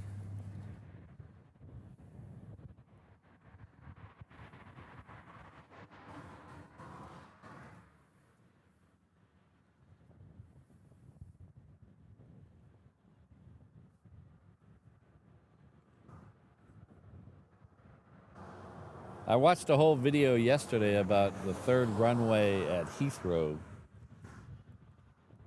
How apparently the latest government over there is in favor of it.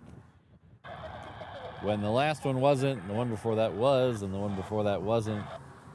And they're thinking about adding a third runway at Heathrow.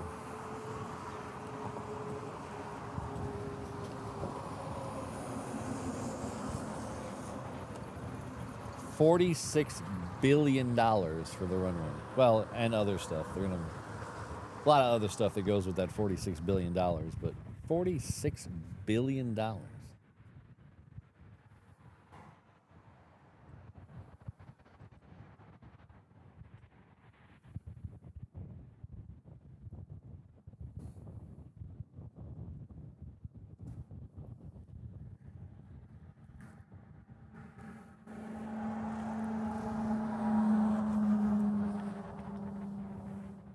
Yeah, back when, I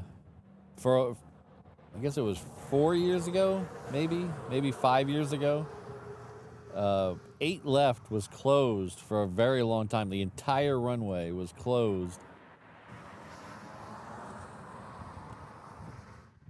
while they resurfaced most of it. And the aprons and the taxiways around it, it was closed for a very long time. So most of the arrivals came in on 4 right, but a lot of them still came in on 8 right. And one day I was coming back from, I don't remember where I was coming from. It's probably the Big Island. And we landed on 8 right, and it seemed like it was a half an hour to get to the terminal. It was so long. So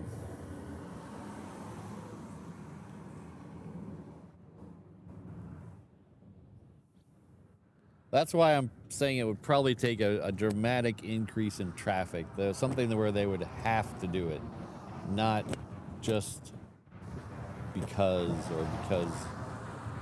the noise. I think it would be they'd have to have their hand forced by something, by just an increase in traffic, and I don't see that really.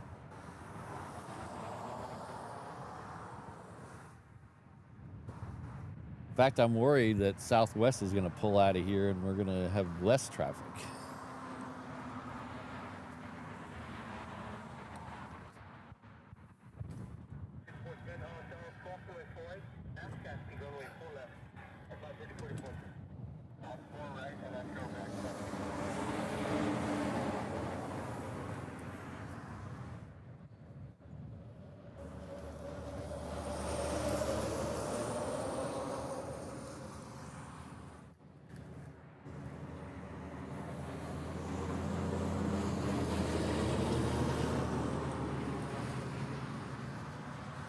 Hello, Brandon. Brandon's in the house. The Mod Mother. I guess it's been 2 weeks. You can change the name, I guess. The Mod Mother's here. Hello. Hope you're doing well. See, you put up that Rainbow Love helicopter, and she appears. It's like the bat signal.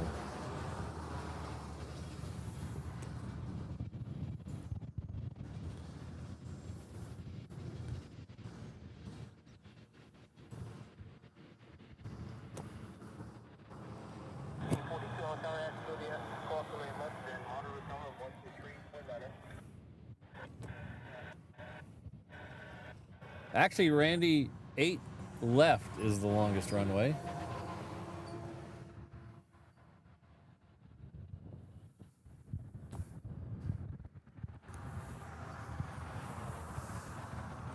All right, we have our first Queen pushback.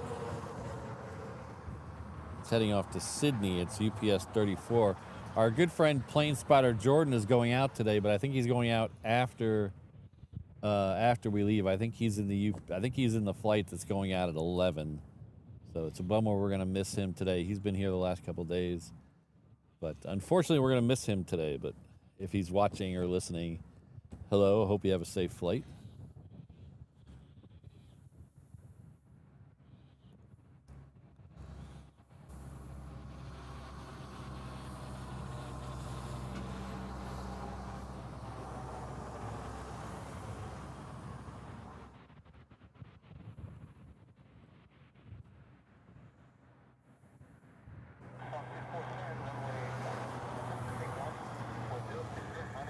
Yeah, runway 8 right is exactly 12,000 feet. The reef runway is exactly 12,000 feet. And even though it looks longer on like satellite view, if you look at it on a satellite view, 8 left is actually 300 and something feet longer.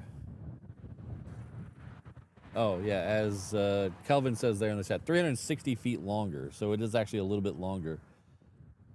At one time, 8 left was the longest runway on the planet. They shortened it up a little bit. By a little bit, I mean a lot. It used to be over 15,000 feet long. It stretched all the way to almost the water, the other direction from where we're standing. They chopped the end off it to make more room at Hickam for things. But, yeah, so it's, the one we're looking at here is the longest.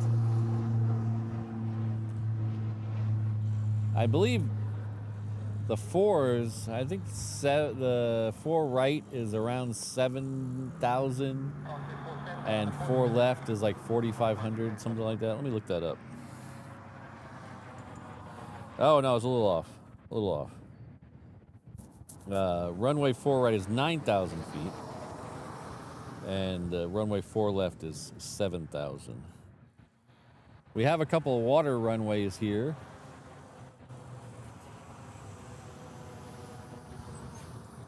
Uh, 8W and 4W. They're actually out over here. So 4W and 8W are over here in this little lagoon area. I don't remember the last time I saw one used. It's been over 10 years that I've seen one used. So I don't...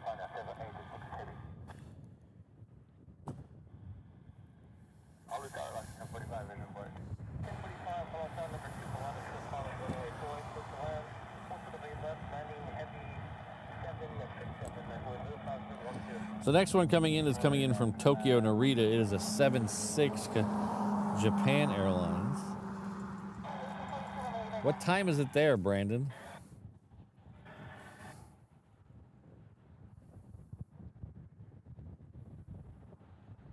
I'm gonna start spelling Brandon's name like this.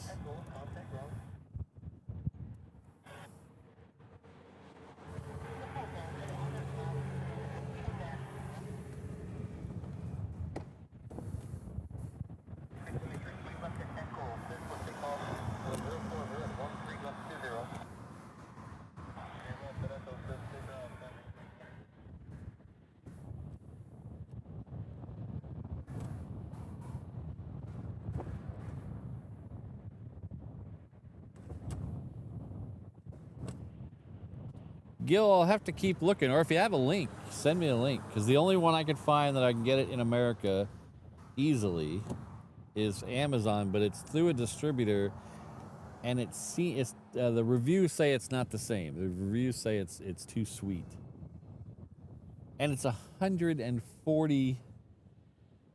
Wait, no, it's 41 grams of sugar. Then there's no way the Italian one was 41 grams of sugar.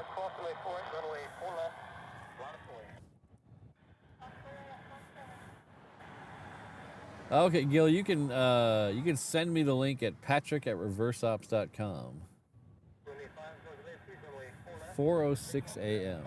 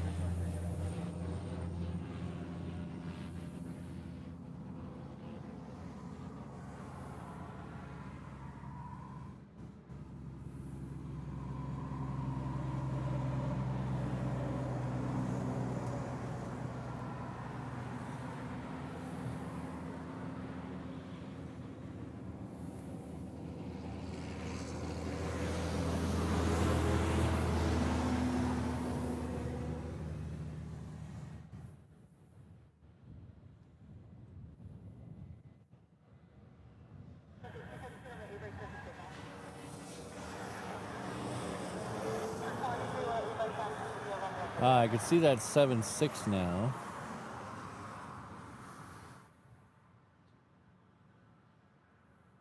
About another minute, 30 seconds, we'll be able to get a little better shot of it.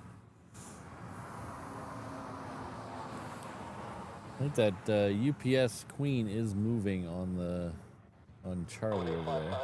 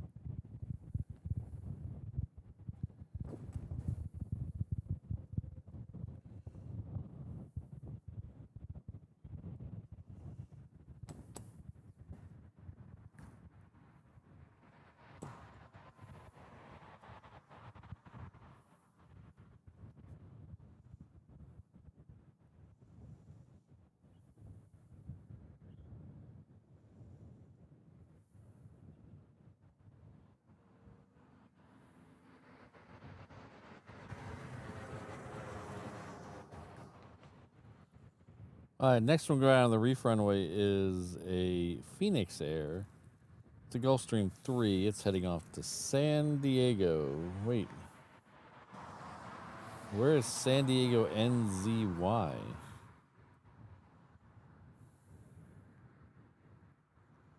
Oh. This is heading off to the Naval Air Station at San Diego. Interesting. Interesting. I don't remember everyone. Well, I mean, not while I'm here anyway. Not that I remember a plane going there. But that's the one next on the reef runway.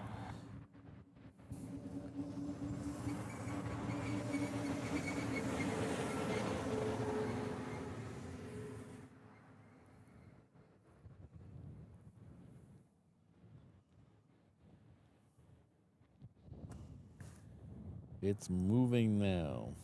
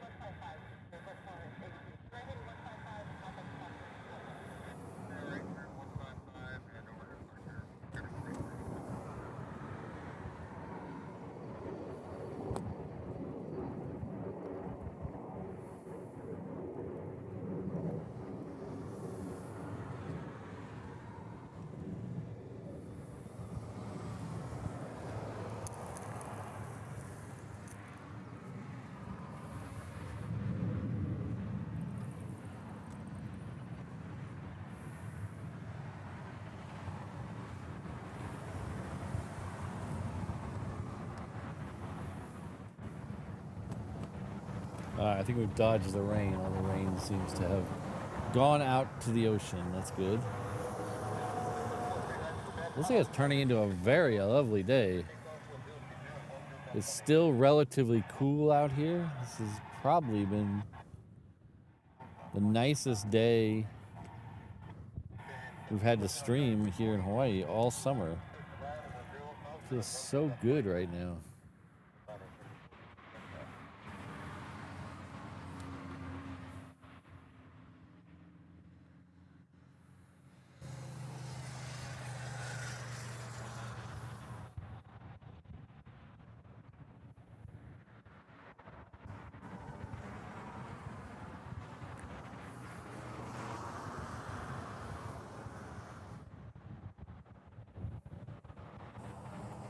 All right, so that next Queen is on Romeo right now, so it'll be the next departure.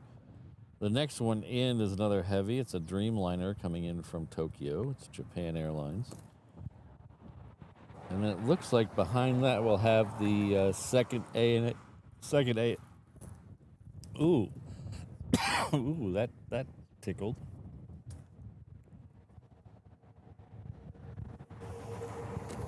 The second ANA of the day. It's the Blue Turtle.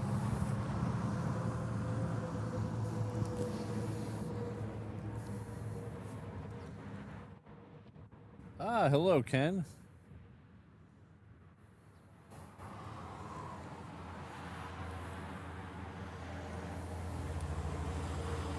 Thank you very much. Sorry you missed some of the streams over in Italy. I think Ken had a couple of times where he tuned in right at the very end of the stream. But I'm glad to be home.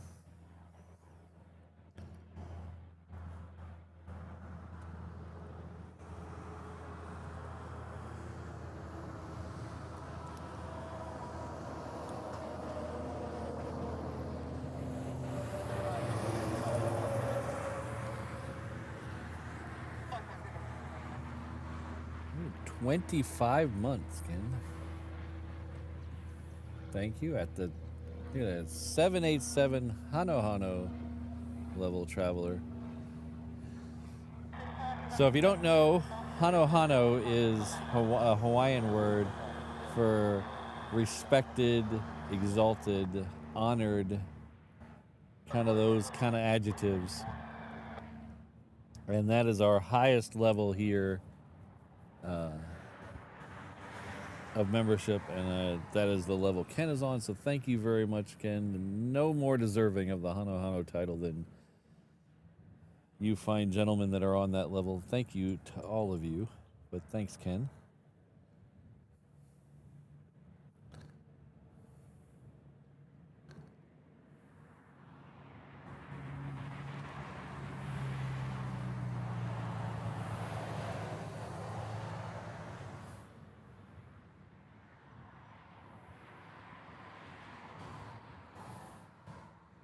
So I missed Reno to Heathrow earlier today with an 11-month thing. I apologize for that. But thank you very much for being a 717 level for 11 months. I apologize for missing that. The Super just called in.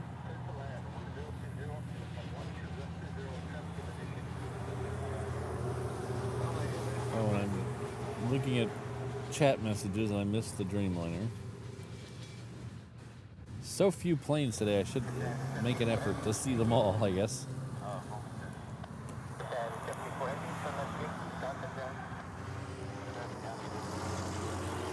Alright, so Super coming in, Queen going out. Queen is next. It is already rolling. So as soon as this Dreamliner gets out of the shot, we're going to pan over there.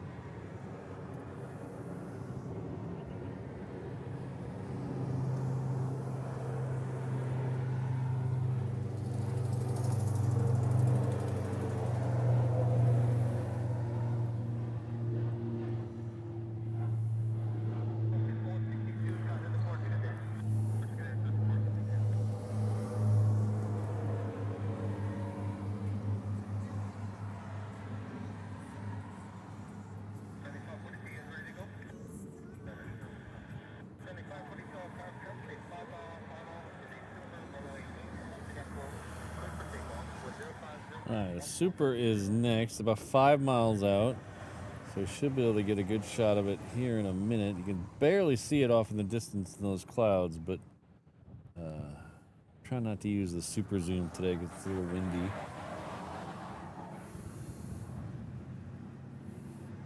Thanks, Aviation 414. I appreciate it.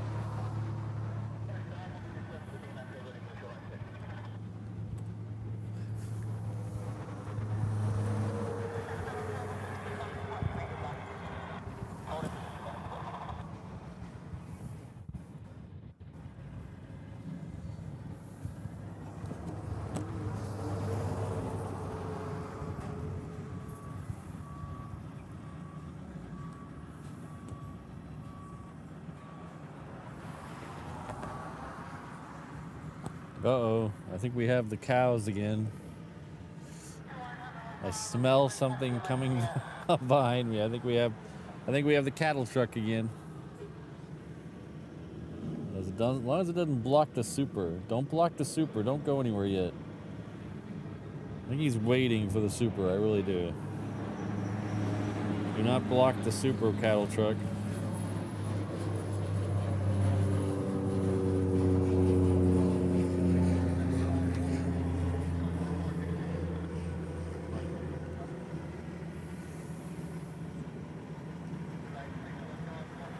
that's a smell there. That's a smell. You guys are lucky that we don't have smell-o-vision yet, because man, ugh.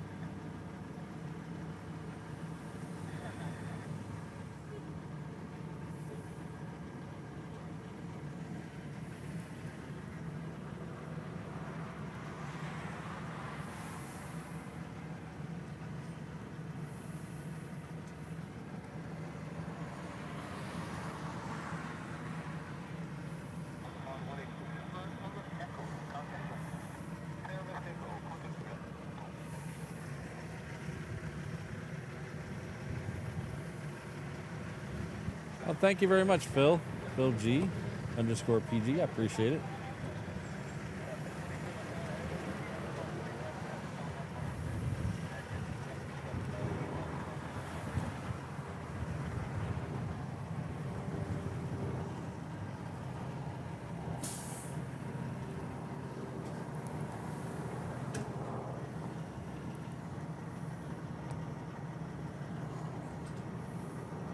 So if you're new here, this is one of 3 ANA A380s. They're affectionately known as the Flying Honu. Honu is a Hawaiian word for sea turtle, as you can see the sea turtles on the side. This one is the blue one for the sky. It is Lani. The one that came in a little while ago, I'll show you in just a second, is sea green for the ocean. That is Kai. The third one is not here today, is orange, Kala, which is for the sun. They rotate the 3 of them. There's the sea green one over there behind the Hawaiian. But they rotate the 3 of them here. They do 2 a day, 7 days a week. So if you're interested in seeing their departures, we're probably going to catch their departures on Saturday. We're probably going to do a sleep-in Saturday show where we start about around 10 o'clock to catch the departures of the A380s off the reef runway. So we'll see how that goes. But I'll make that final decision tomorrow morning after talking over with the lovely Mrs. Reverse Ops. Ooh, he's stopping there. Oh. Oh. Where is he? Where did he go? I lost him.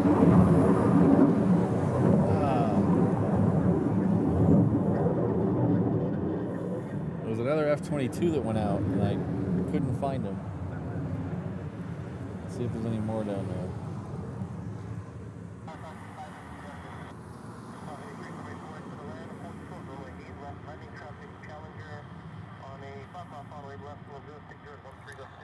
No.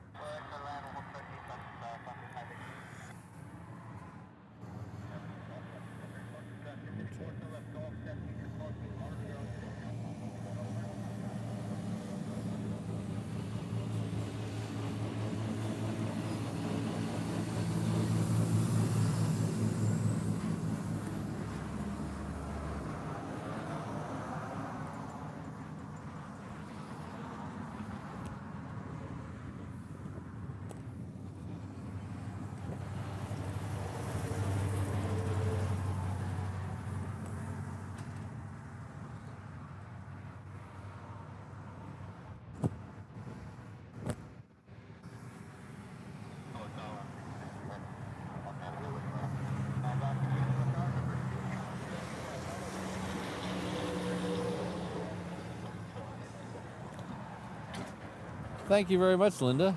I our good friend Scottish Linda Wielinda has gifted 1 reverse ops membership. I don't see who got that. My chat, I think, is acting weird. I don't see who got that, but whoever it is, please join me in thanking Wielinda.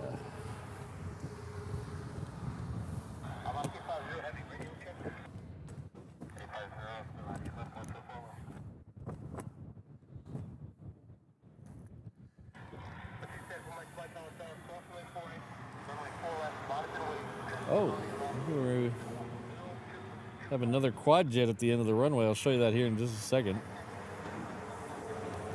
As soon as the A380 gets into its home.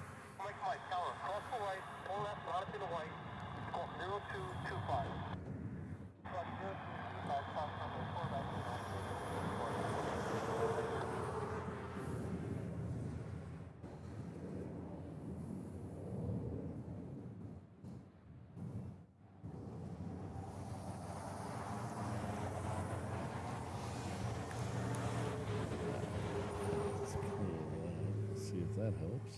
No? Let's kill it.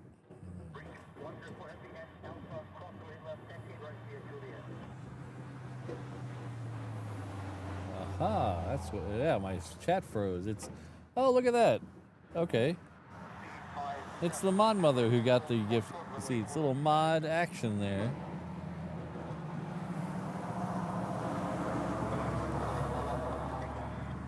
So I'm sure she has thanked you by now because I'm a little slow, but thank you very much, Wielinda.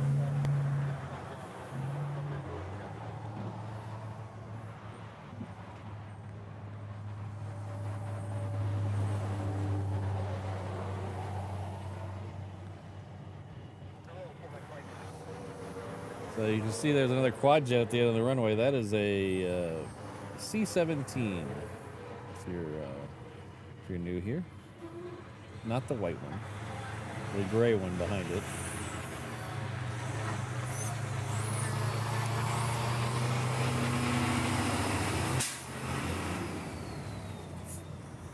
I'd like to give a special shout out to Serafino Burton. 2 months at the 717 level. Thank you very much. It's good having you around. I appreciate the support.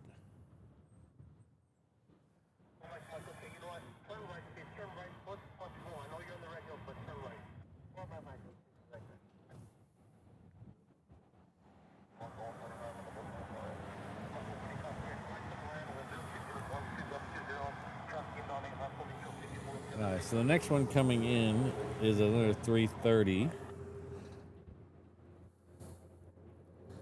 It's coming in from Osaka. Oh, jeez. Hold on.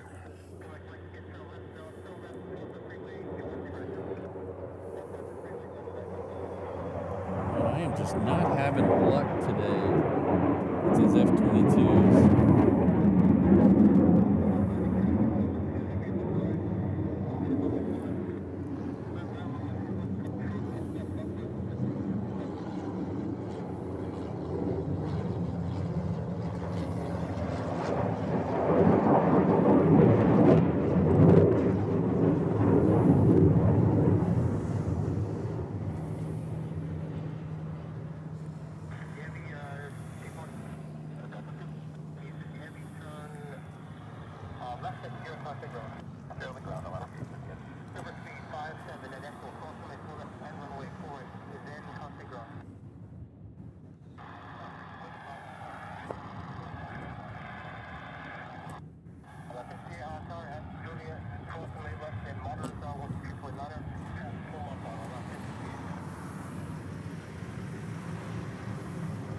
Exactly. I'm out of practice with the F-22s.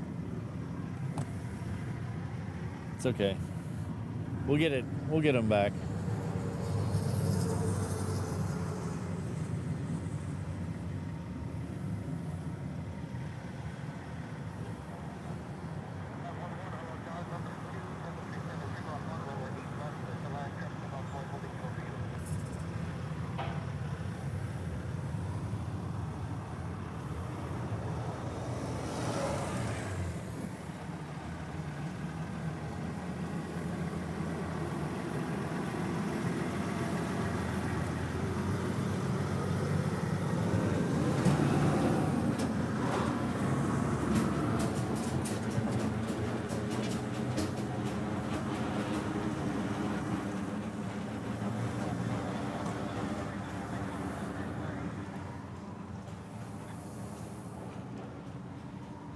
Goodbye, cows. Goodbye, cows. There's another truck over there, too.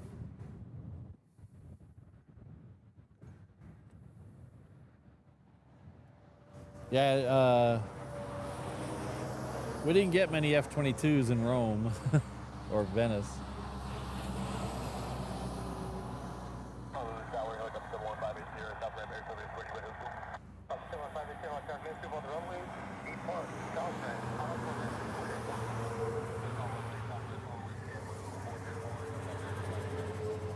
Yeah, I nailed that one, Ken. Thanks for the... Thanks for that.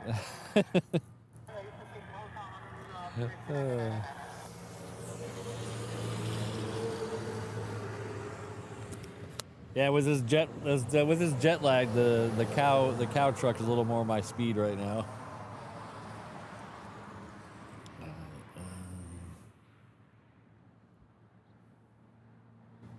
That looks like a Southwest coming in. Yeah, it just came in from Long Beach.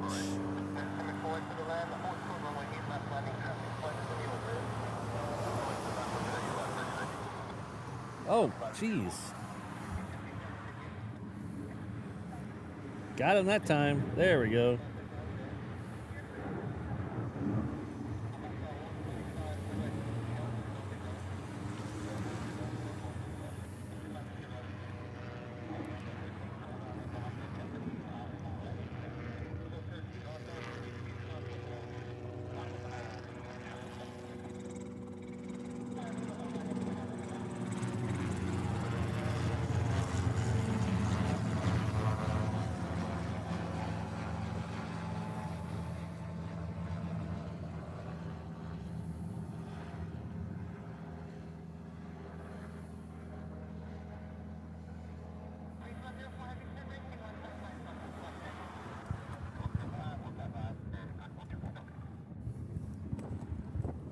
We're going to pan from one gray thing to another gray thing.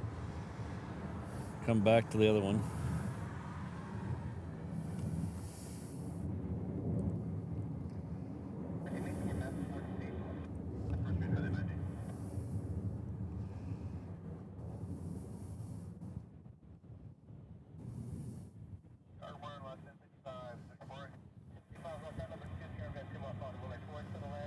Let's see what we get the... Where's he at? Oh, that took...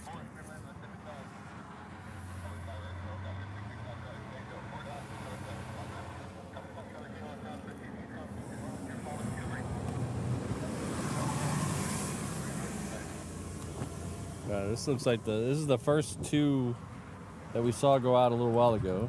That means I think there's still 3 more in the air. 3 more?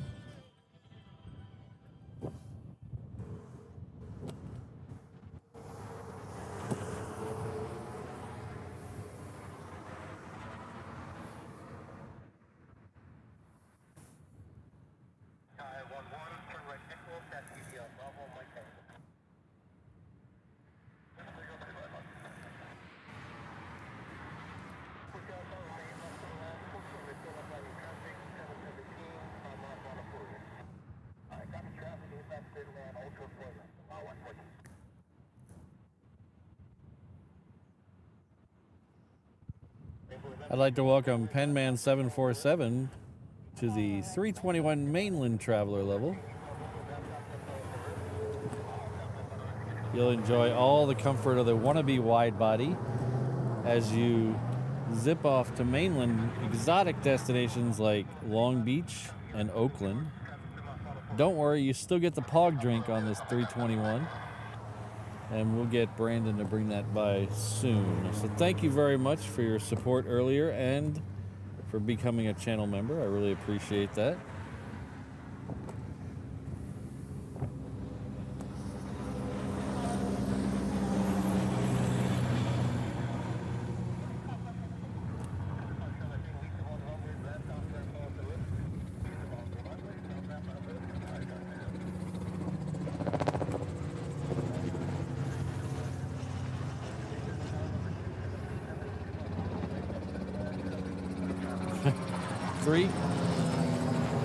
Three K truck loads of grass, huh? Let's see, what is this? Two of them, look at that. 1, 2.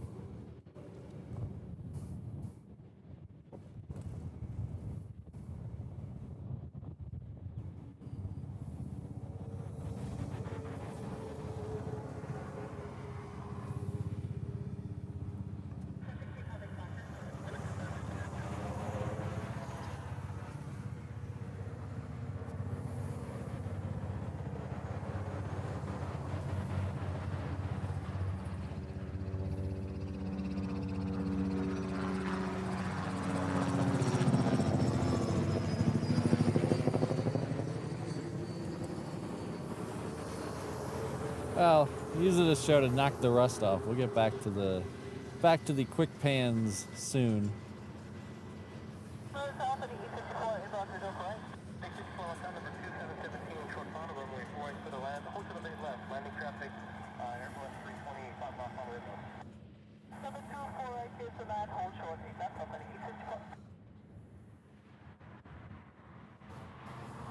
Alright, so we have DHL triple on turning off the downwind now. The second one is out there on the other side of the island. One of those is coming from LA with the extra X, and one of them is coming from Cincinnati. First one's coming from Cincinnati. We're probably going to call that first one our Honolulu plane of the day, because it's getting to be that time, ladies and gentlemen.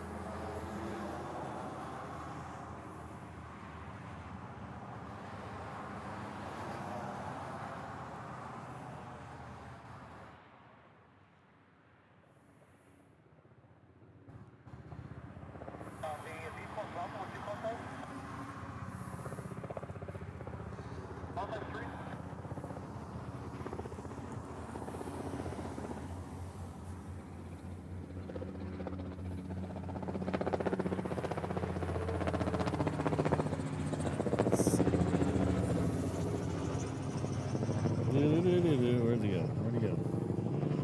There he is.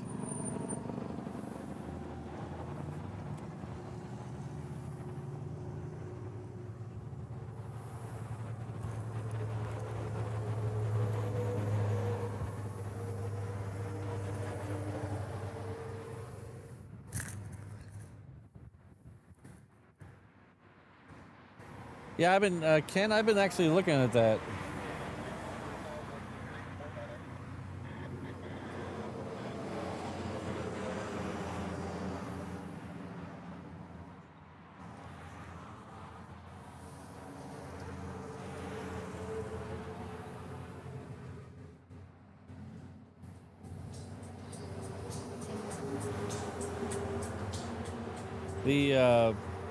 The thing that stopped me from buying it is I already have I have too much stuff. I have just too much stuff. I have a modem that I bring with me that actually has dual SIM cards where I can bond the data, so I don't know if I need another one.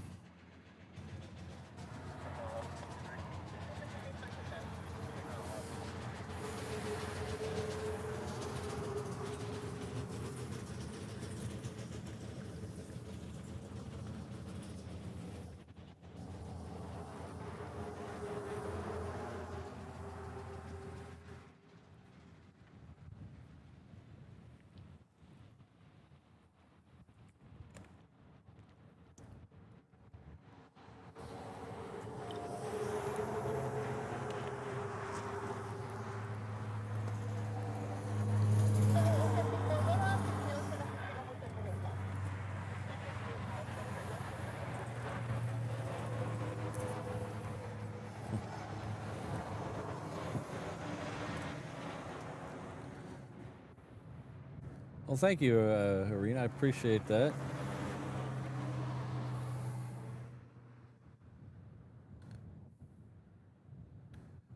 It was funny, the whole time I was over there, I kept catching myself saying gracias instead of grazie. My brain could not figure out grazie to save my life. I kept saying gracias.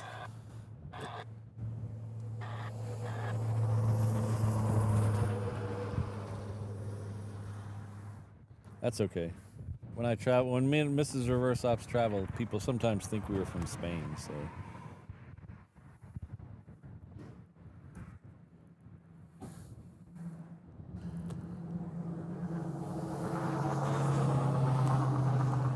So this right here is our Honolulu plane of the day. Everybody say it with me. Honolulu.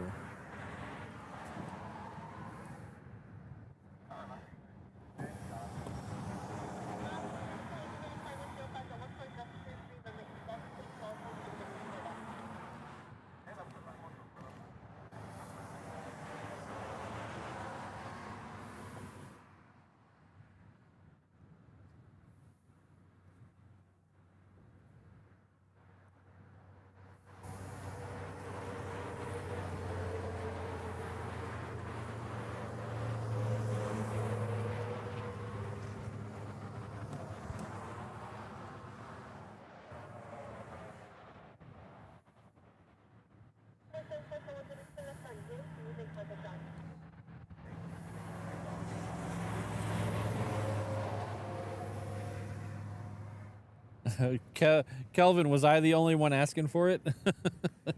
It might be surprised. I have to bring my own.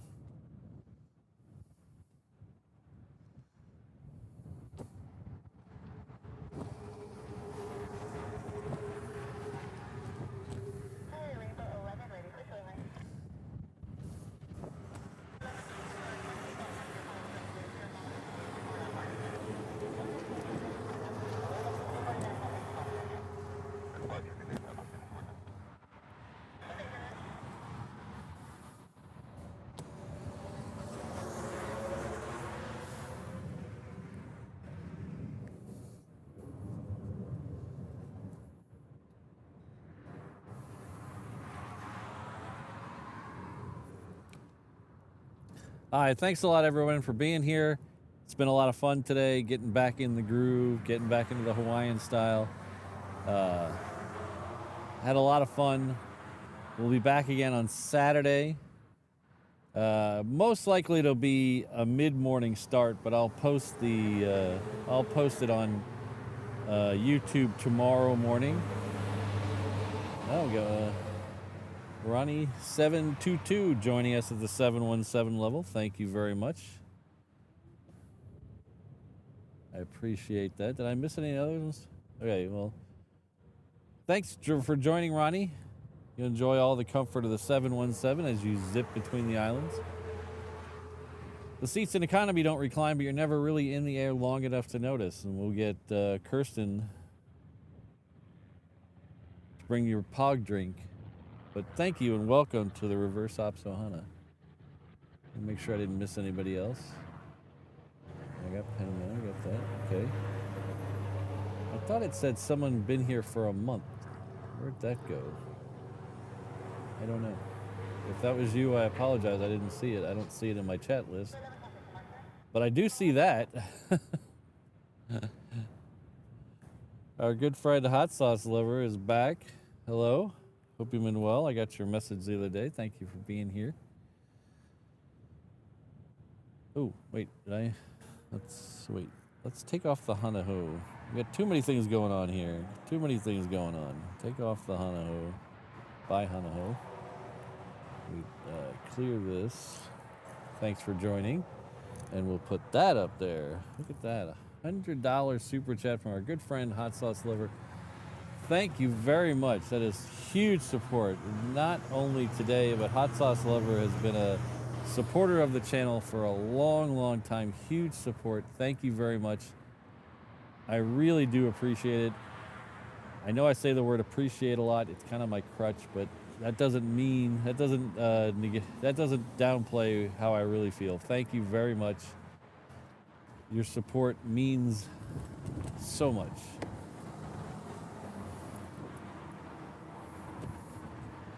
So we'll leave that up there as we're getting out of here. But thanks again. All right, I lost track of where I was. Anyway, we'll be back on Saturday, probably mid-morning, but I'll post it on Facebook, YouTube, you know, the normal places. Follow me on Instagram. That's where I post most of the information. If you follow my Instagram, you'll see most everything. That's a reverse ops, no space on Instagram.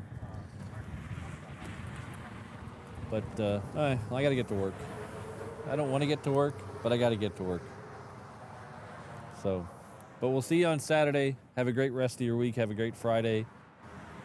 Love you all. Thanks again to all the people who celebrated anniversaries today and all the people who donated. We had Pen Man earlier and he became a member. And we had Hot Sauce Lover right at the end and a couple of new members right in the middle. Lots of anniversaries.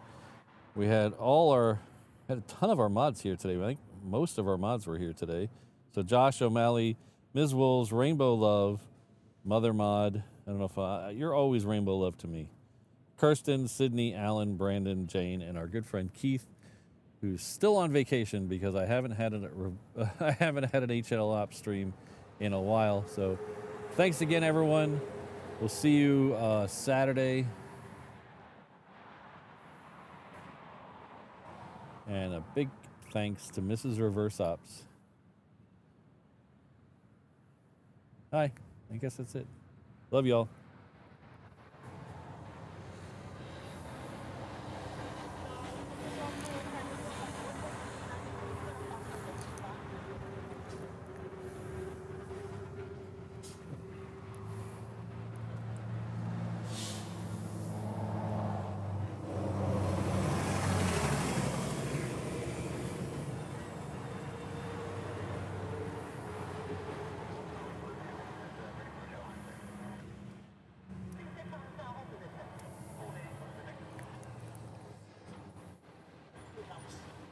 All right, love you all. Bye.